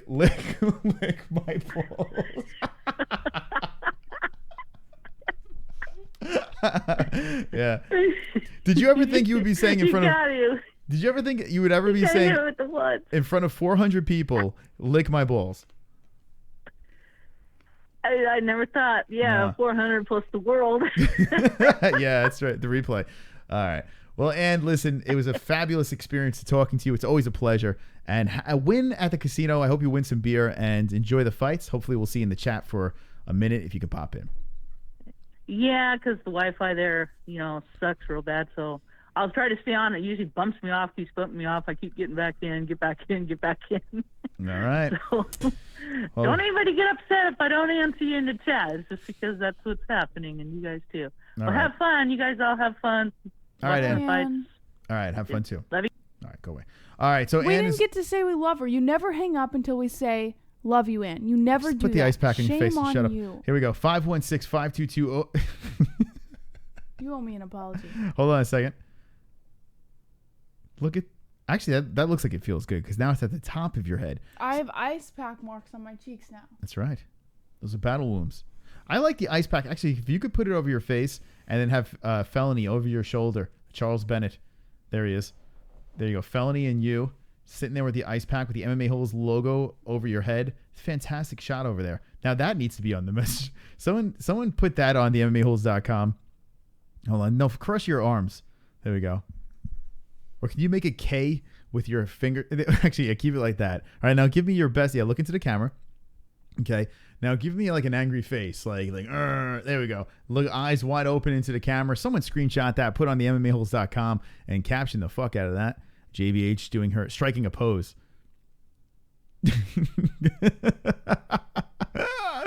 Yes. Moss, do you buy ice packs made like that? Or Moss, how do you? Maybe just puts do you? I don't know. It's fantastic. It's a fantastic invention over there. Look at that. That was very nice of me, though, to get you that ice pack. Yeah, it was great. I'm a very caring person. You are. The things I do for the show. You're such a sweetheart. I'm like, Jesse, stay on the show. I'll put an ice mask on you. I appreciate you. I know. Give it up for JBH hanging in there with a migraine. Super Van chat. Shit Man with the super chat. Murmur, durka, NFG. No fucks given. Van Shit Man, thank you for the donation. The murmur works very well. We were going to make that a donation, murmur. We were going to do that as a donation. But maybe we'll do it eventually. We do have a Conor proper 12 donation that we haven't heard yet. Hopefully we'll hear it either today or tomorrow. I'm looking forward to hearing that one over there. But we're going to probably wind this thing down in a couple of minutes. So we'll take one more call. If you want to give a call, let us know. McGregor, Khabib, who will win? Ferguson versus Pettis as the co-main event. Who will win? Feisty one for St. Preux. Dominic Reyes looking vicious. Or OSP. You got the Black Beast versus Alexander Volkov and the Karate Hate versus Felice Herrig. Craziness. Love you, Kevin Costa. Love you. Kevin's good peeps over there. Let me give a shout out to Kevin Costa for being one of my biggest supporters. Kevin Costa, this ice mask goes out to you. Shout out. Some good people over here. If you're not part of this community, I don't know what you're waiting for. We have 13,663 MMA holes over there. At 13,700, we're going to let the Dragons loose. I can't thank you guys and gals enough for jumping in over and over. It feels so good. Okay, I'm sorry. Please. I'm sucking the chat's dick right now. Go ahead. And you just interrupt me sucking I'm cock. sorry. My apologies. That's all right. Go ahead. Tell me how it feels. No, it feels good. Go ahead. I'm sorry. I didn't mean it. I That's sometimes I don't think about when someone's talking. I just blurt. It's okay. It's fair. Something to work on. Fair point. Sorry. By the way, what do you guys think of our background headphones? So we have 2 mics back here. On Saturday, we're gonna have some other people over here, some special guests. But check this out. Who can guess how much these headphones are? These beautiful headphones over here, red with some black on the sides. Beautiful headphones. Guess the price and win nothing. So the microphone's back there. Shout out to the potted plant in the background. Shout out. All right, we went way too long. We've been going. How long have we been streaming for? This is 3 hours. It's ridiculous. All right, so here we go. Here's the. Let's get the last minute guesses in the chat, and I'm gonna wind this shit down. Jesse, what's going on over there? Drunk Savage says $5. Kevin Costa $200. Greg Odom Blaze $210. Smoke Something says $77,200.75. One Piece says Aussie. Michael Anzalone says the MMA Holes $5. Brian Roger says $3.50. Not this again says Scam Gambit. Post Resurrected says 99 cents. Drunk Savage says, what did you guys decide to name the potted plant? Mr. Bonsai. It's not a man. It's not. We didn't name the plant. He named it Ophelia. I don't give a fuck. It's just potted plant. It's Mr. Bonsai. Although the names were pretty funny that you put in the comment section. I got to give you that. All right, so here we go. We put caption this picture. The winner of the wristband, and let's roll down and see who won. We said the most amount of. Wait, hold on a second. Hold on. I'm on the wrong one. Caption this picture. Who is the winner? That's what we need to be on. All right. So we asked the MMA Holes. He said, "Okay, vote who is the winner." So Ann H says, "My vote is for BLT. The knitter wins," says Gary, and there's only 2 votes. So they probably put it in the actual. No, they probably put it in the actual picture with the captions. All right, let's look. I doubt it though. I don't think anyone gives a fuck. But let's see if they did that. I'll give you the benefit of the doubt. Scrolling down, the MMAHoles.com. Nope. The MMAHoles.com is the place to be if you don't want to write anything. But no, we give MMA news some cringe and yeah, shout out to these motherfuckers.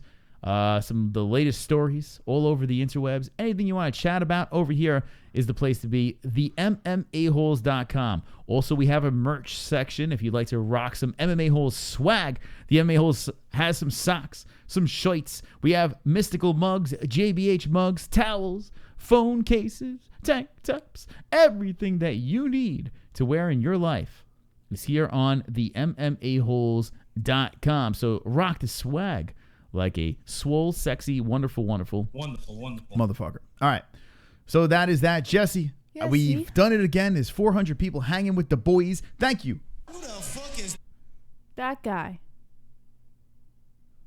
Hanging with the boys. Thank you for joining us. We'll be live tomorrow for Conor McGregor versus Khabib Nurmagomedov. You are not going to want to miss it. Can't wait for that. Make sure you slap the notification bell if you didn't subscribe. Give it a sub. Check out our sponsors, TygerLyfe Energy and Duplex Entertainment. Links are in the description to both of those motherfuckers. Good people over there. Just check it out. Adios, mi preciosas.